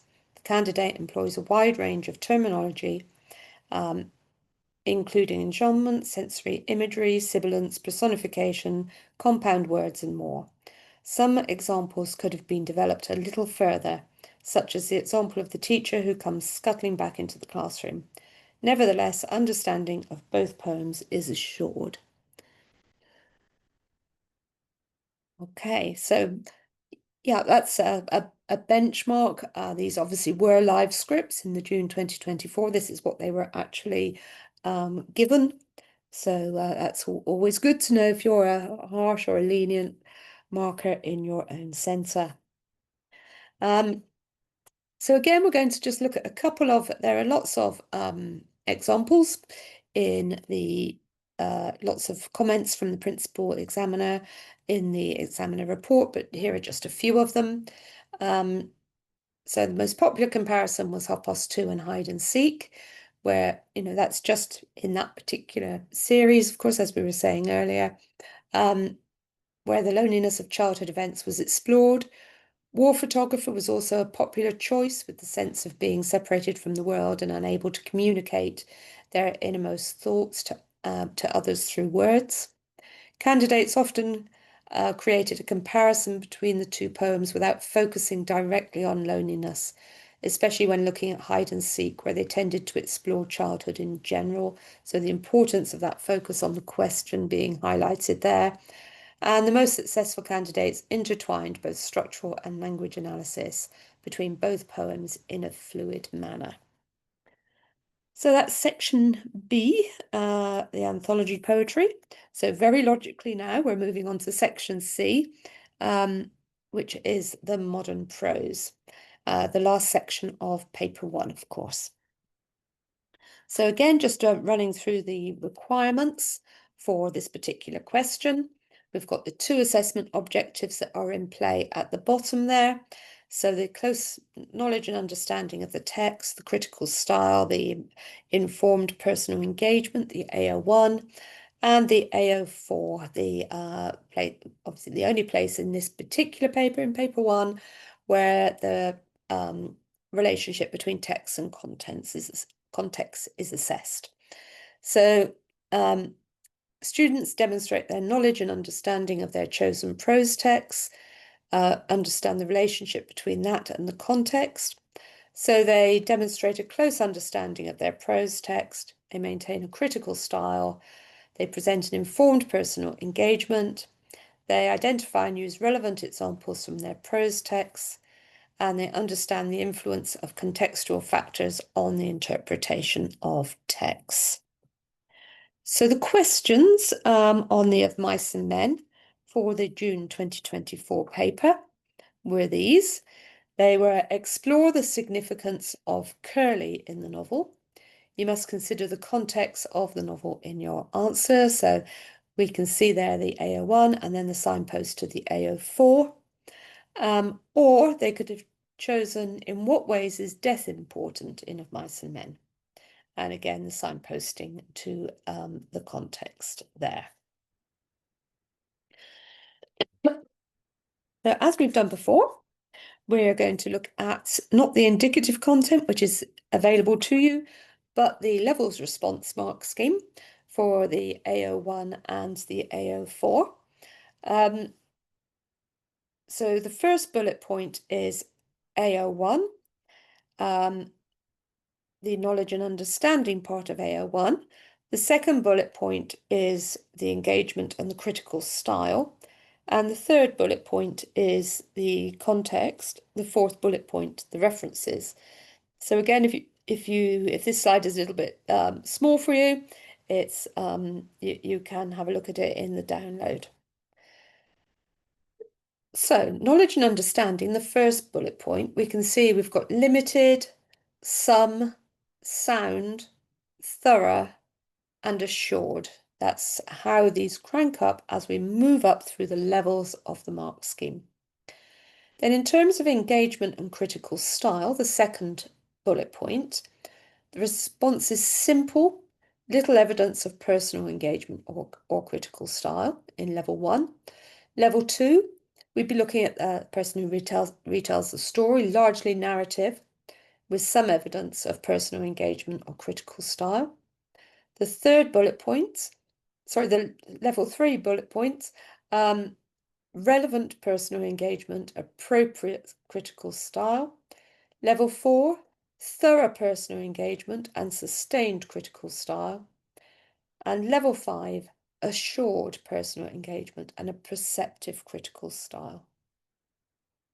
And then in terms of our AO4, the context, little comments on the relationship in level 1, some comment in level 2, relevant comment in level 3, detailed awareness in level 4, and then integrated convincingly into the response in level 5. And then our fourth bullet point is about the references, limited in level 1, some use of relevant examples in level 2, clearly relevant examples in level 3, fully relevant examples in level 4, and discriminating in level 5. So obviously the bullet points, the AOs work together, but that's how they appear. So again, we're going to look at a full marker here. So in your download pack, page 50, this is a little bit on in the response. It looks like that is quite a long response. It did get 40 out of 40. Oh, thanks for your question. And yes, paper 1 is closed book, paper 2 is open book. So this is, closed book exam. So I'm going to mute and give you 5 minutes or so to just read through this rather nice top marker. So enjoy it.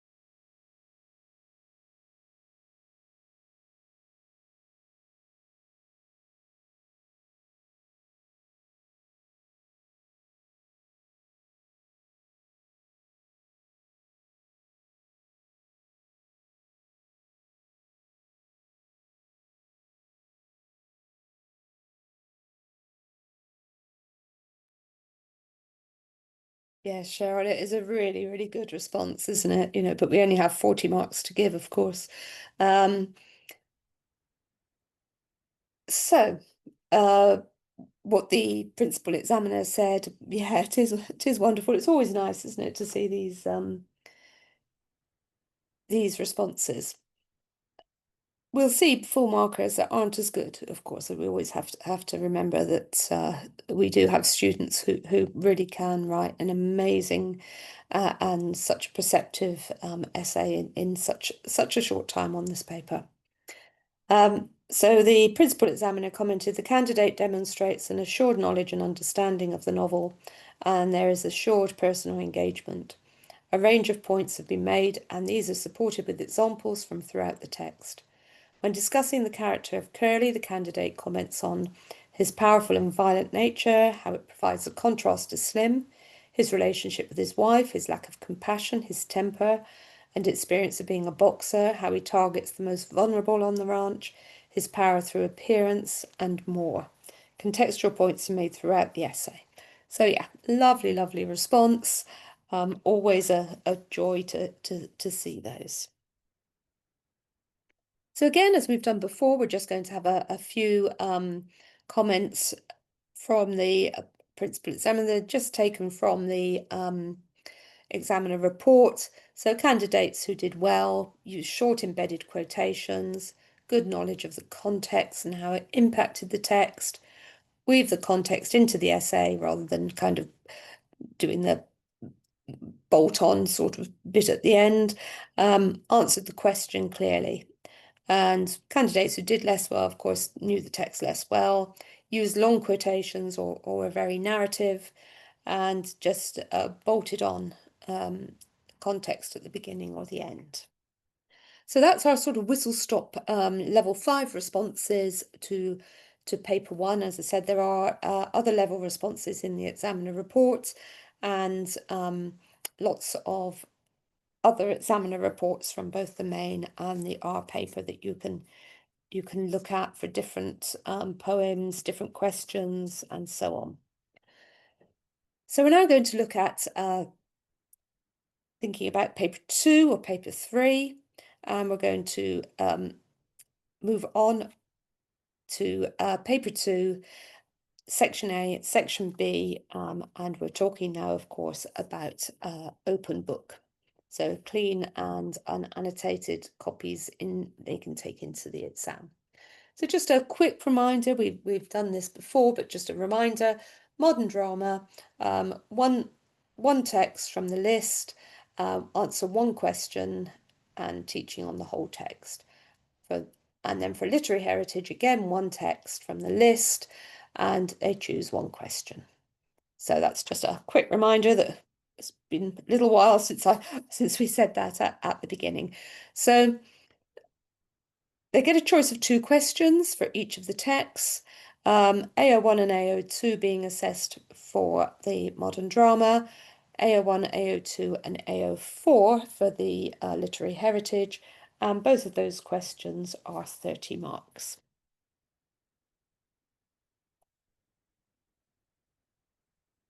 So for the modern drama, we're looking at the knowledge and understanding of the drama text, the ways the writers use language, form, and structure, so AO1 and AO2, demonstrate a close understanding, maintain a critical style, present an informed personal engagement, understand how writers create literary effects, understand and use appropriate terminology, and relevant examples from the play.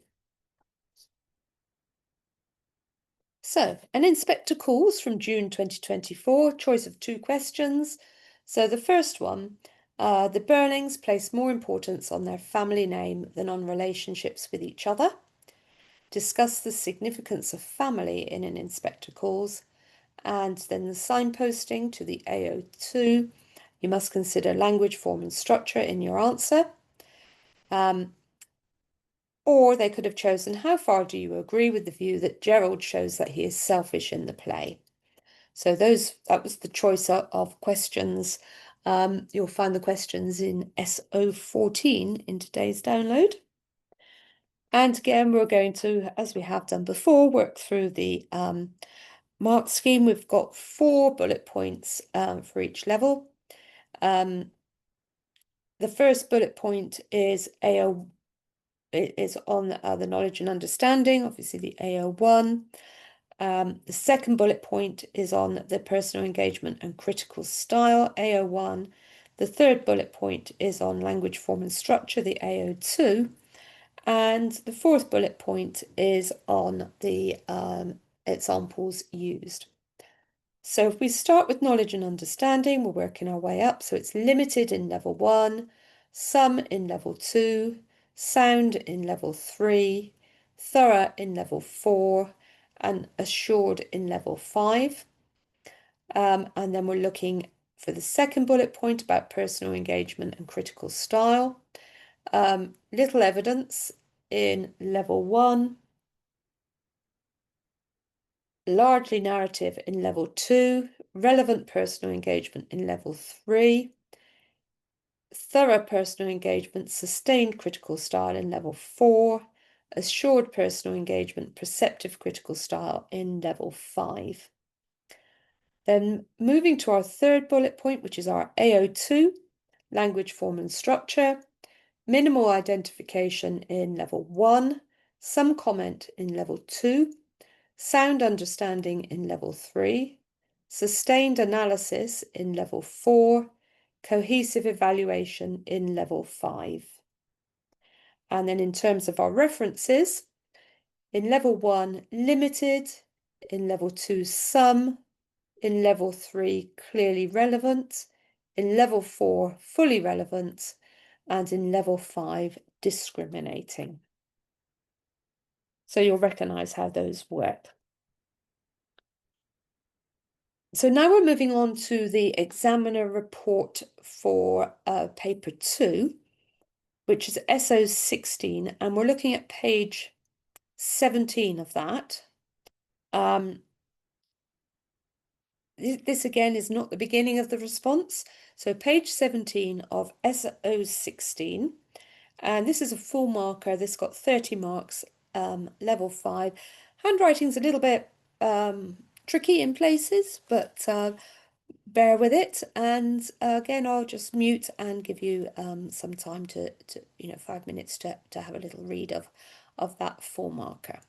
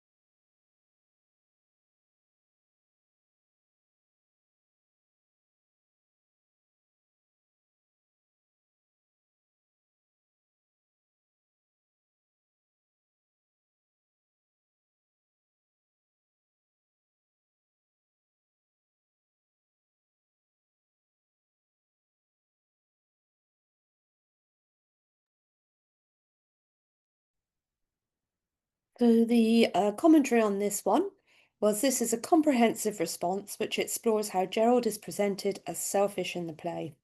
It is well developed and focused. Quotations are embedded with discrimination. Critical style is assured, and there is cohesive evaluation of the use of form, structure, and language. So response fulfills the criteria for level 5, so it was given 30. So again, thinking about the comments from the principal examiner, this proved to be an accessible question with many candidates securing marks in the top levels. At the very least, candidates were able to consider some of the relationships within the family, such as the relationship between Eric and his father, Mr. Burling. The more successful responses considered how a number of characters in the play seemingly care more about maintaining their standing in society than they do about fostering loving relationships within the family. And for AO2, there was some focus on Mr. Burling's belittling of the younger generation, the lack of concern in the language of both Mr. and Mrs. Burling about the consequences of their actions on Eva, Daisy, along with the role reversal of Eric and Sheila in contrast to their parents.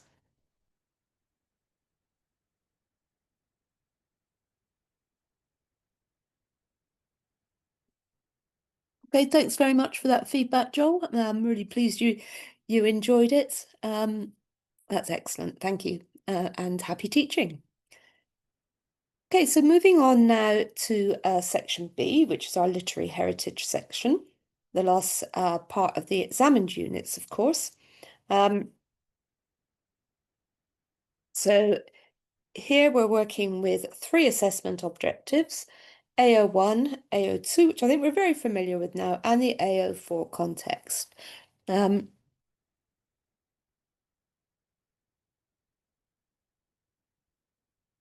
So I'll come to that question in a moment. I'll just run through this and then I'll come to that question.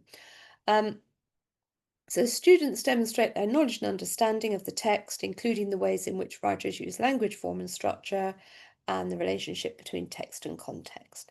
So they demonstrate a close understanding of their heritage text, they maintain that critical style, present an informed personal engagement, understand how writers create literary effects, understand and use appropriate literary terminology, understand the influence of contextual factors on the interpretation of texts, and identify and use relevant examples from the text.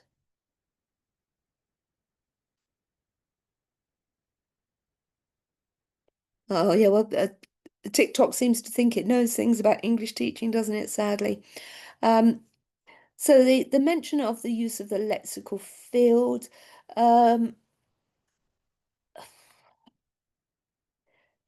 just a doubt you have in Schranker, how to identify the language used. Yeah, it's a difficult one, isn't it? You know, I would say that it tends to be perhaps because of TikTok, a phrase that is thrown around a little bit by students. I mean, obviously, we don't do any negative marking, and there was enough in that response to put it at the top, ignoring that particular bit. The student has put it in. Yeah, as I said, no negative marking, enough in the rest of it. But I wouldn't say it's something that has particularly added to the response. It's not a clear understanding of that particular term in that response. Okay, so in the June 2024, the 2 Macbeth questions that students could choose between were explore the significance of the supernatural in Macbeth.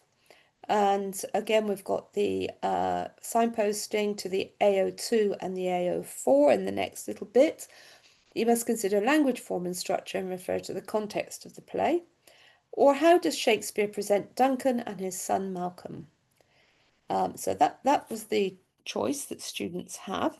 You're very used now to the way this goes. So we're going to look now at the mark scheme, AO1, AO2, and AO4. Now we have seen the AO1 and the AO2 just now in the drama response. So let's have a look here at the addition of the AO4. We're used to all the others. The AO4 is the context, and it's the third bullet point in this mark scheme. So a little comment in level 1, some comment in level 2, relevant comment in level 3, detailed awareness in level 4, and understanding of the relationship between text and context is integrated convincingly in level 5. It's a little bit small on the screen. So that's our AO1, AO2, and AO4 mark scheme. We've looked at the AO1 and the AO2 previously. So now we're going to look at a full mark response. This is page 63 of SO16.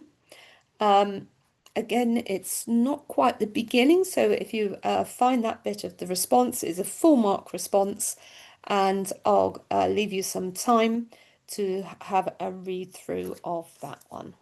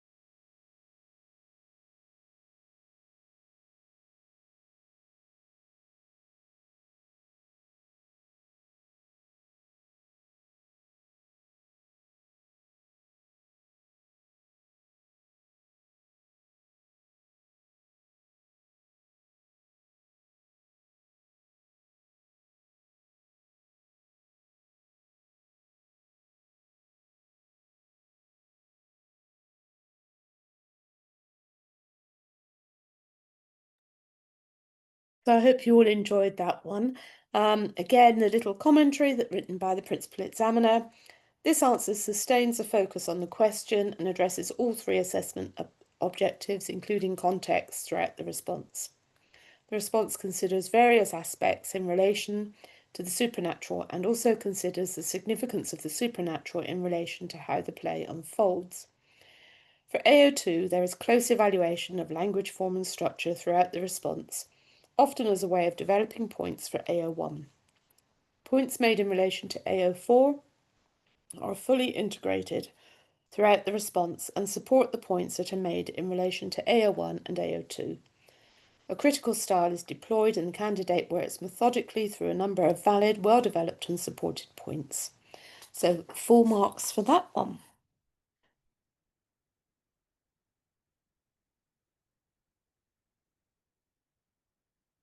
So again, some comments from, this is for a question 13, actually not 14, for on the supernatural from the Principal Examiner report.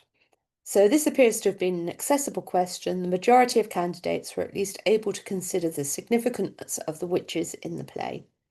Points for AO1 centred on the different reactions of Macbeth and Banquo upon meeting the witches for the first time. Lady Macbeth's calling on the witches to give her the support she needs to become merciless, and the influence of the witches and their prophecies on Macbeth's actions as the play unfolds. There were a number of insightful responses that considered the supernatural in other guises, such as when Macbeth visualises the dagger and the ghost of Banquo. And some responses even considered the supernatural manifestations in nature when the natural order is broken following King Duncan's murder. The majority of candidates, when discussing context, tended to refer to the interest of James I in the supernatural, including how he wrote a book about witchcraft and also the general belief in witches at the time the play was written. So that brings us to the end of paper 2. Now we're going to move on to paper 3, the coursework. So we're not going to be marking anything, but we have marked exemplars on the website with commentaries. And we also have that document I referred to earlier about, well, a couple of documents really. One about writing about drama as drama, but also about choosing coursework titles. So just a quick overview of paper 3. Obviously, we've covered a lot of the material for paper 3 when we were talking about paper 1 because they are mirrors. So it's paper 3 is the alternative to paper 2. Again, 40% of the final qualification. Respond to teacher or student devised tasks for those two tasks, the drama and the literary heritage. Internally set and assessed and externally moderated. Same set texts, teaching of whole texts, and so on. So a little bit about assignments. They should take these sort of formats. So explore the ways in which Priestley presents women in Inspector Calls, or in what ways does Miller present conflict in A View from the Bridge. Or assignment B, Jane Austen allows the reader to see many different forms of love in Pride and Prejudice. To what extent do you agree? How does Dickens portray city life in Great Expectations? So the moderator's report, which is in your download pack for today, has a lot of useful information about task setting. Talks again about how to perhaps integrate the AO4 into writing about the task, and so on.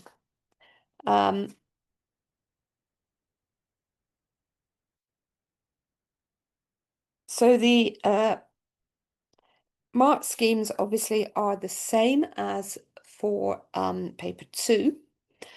So on the website, and I'm just going to pop that, hopefully it's still going to pop it on there for me.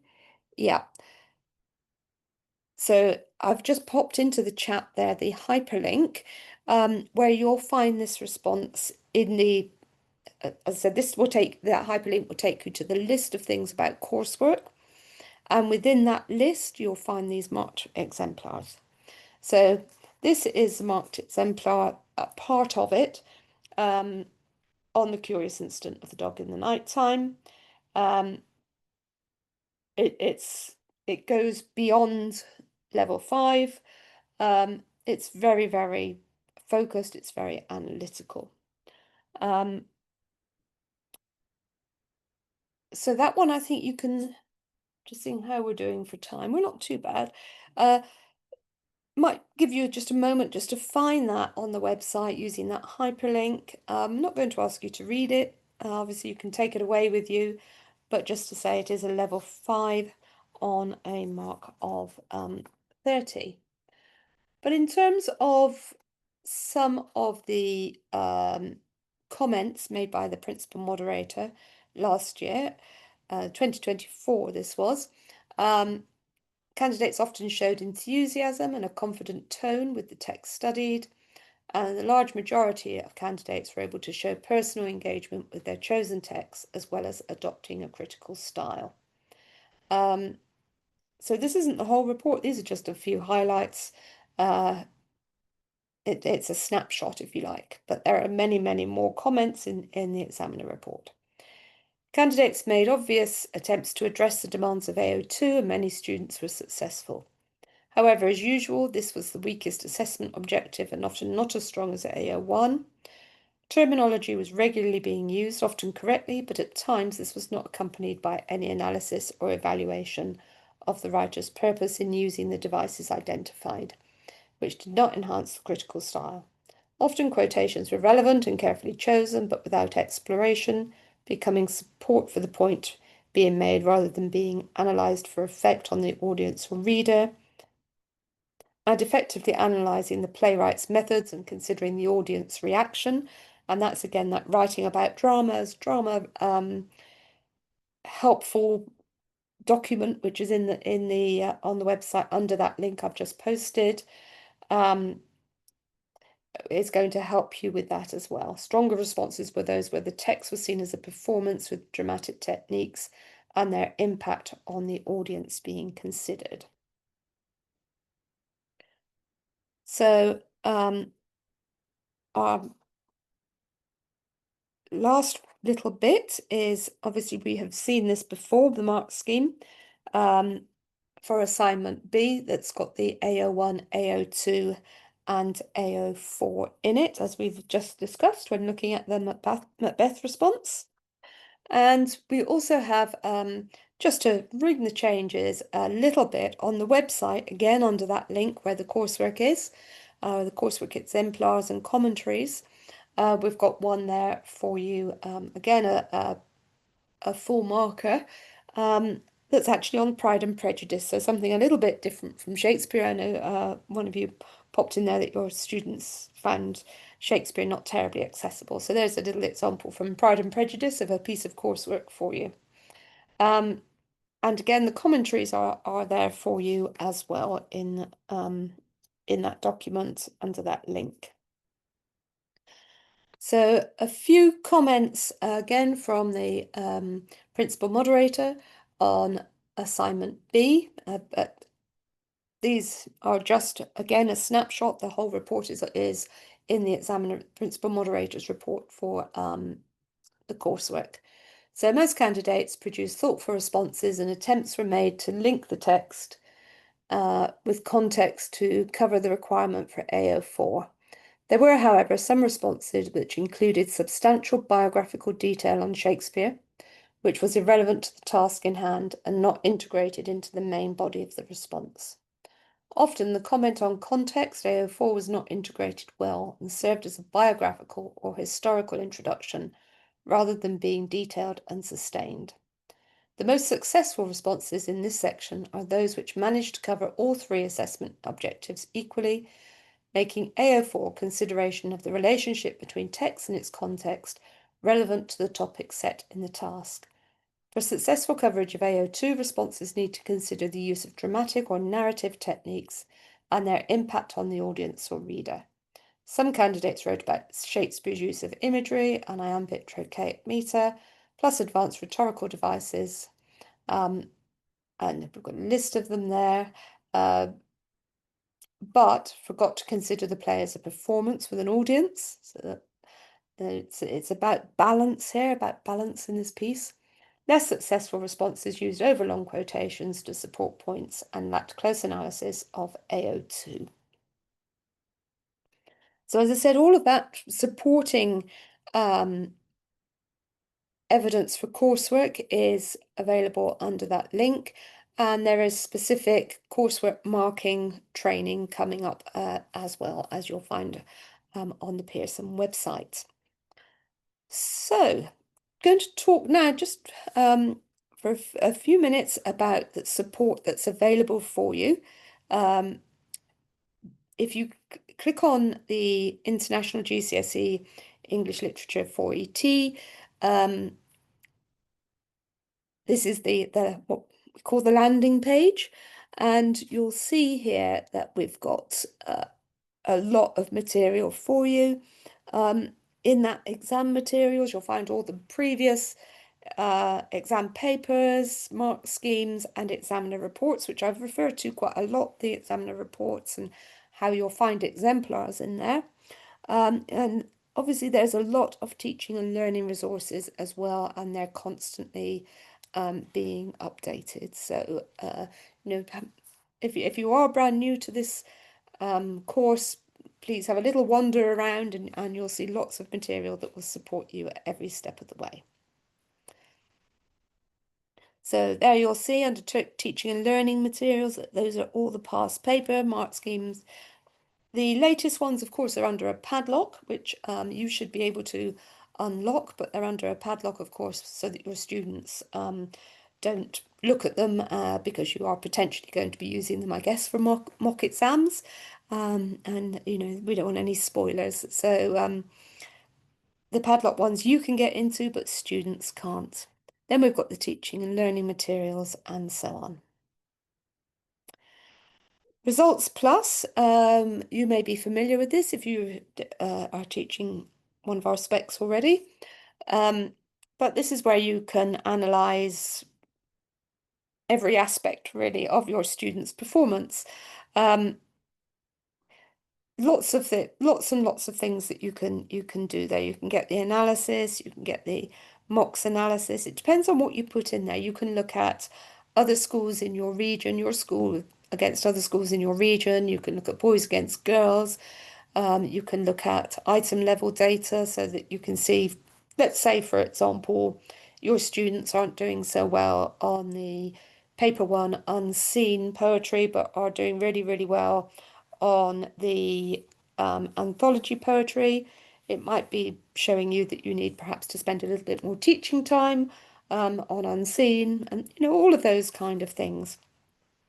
So you can see all kinds of things in there, item level data, all kinds of things. Just kind of play around with it, and you can't break it, basically. So you can see here we've got the what happens in Results Plus. The students take the exam, they're all scanned, examiners mark it online, and then all the reports are shared with you on Results Day. Exam Wizard is another platform we have where you can make your own mock exam papers. You can, for example, take an unseen from one paper, anthology questions from another paper, modern prose from another paper, and create your own exam papers. It works alongside Results Plus, really, for cohorts. You can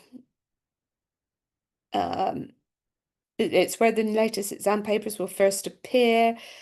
Lots of things that you can do with Exam Wizard depending on what you put into it. Access to scripts. We are in the period at the moment, I think, when we can access the live scripts from your class, from your year group for the June 2025. Those are available on Results Day. So you can see the spreadsheet of your whole cohort. You can go into individual students' exam papers. Again, that can inform your teaching. I think we're the only awarding organisation that gives you those on results day so that you can see what students have done. There is a book to support the 4ET specification.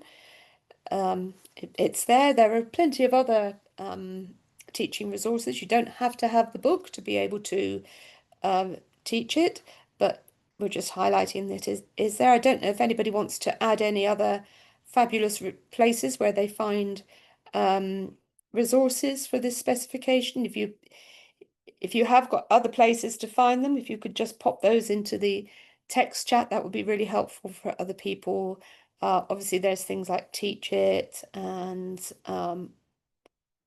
okay, Lit Drive, and there are lots of resources on these texts. So if any of them that you found particularly good, if you could just pop those into the text chat, that would be great. So many of you will know Claire Haviland, who's our specialist in all things English. So if you're teaching English language, Spec A or Spec B, English literature, A level, Claire is the fount of all knowledge of everything English. You've got her phone number there, you've got her email there. She responds very, very quickly. So if you've got any questions following today's training, pop an email to Claire and you'll get a reply really, really quickly. You can also sign up for her regular updates. So that's where you'll find out anything that's happening. So for example, when those two new modern prose texts came on, they were first put on that update. So that is a hyperlink on the PowerPoint PDF that's in the download. So yeah, that's always a good thing to sign up. She also does Twitter and all kinds of other things as well that you can find and that will support you as you go forward in teaching this specification. And that brings us to the end. So if anybody's got any questions, can I thank you all for coming today? Thank you all for your comments, your questions. Thank you for the sharing of good practice. That's so helpful for people who are new to the specification. So thank you all very much. And if there are no questions, I'll pass back to our moderator. What are the deadlines for Unit 3 submissions? Okay. It's in May. I want to say something like the 7th, but it will be in those updates. But yeah, it's always the same date in May, regardless of what day of the week it is. But you will find it on the website. Off the top of my head, I can't remember which date it is.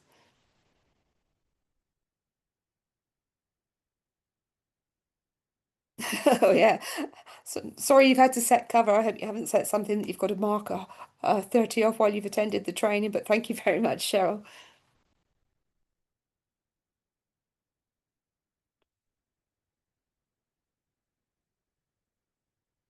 Okay, thank you very much. I can't see any more questions coming in. So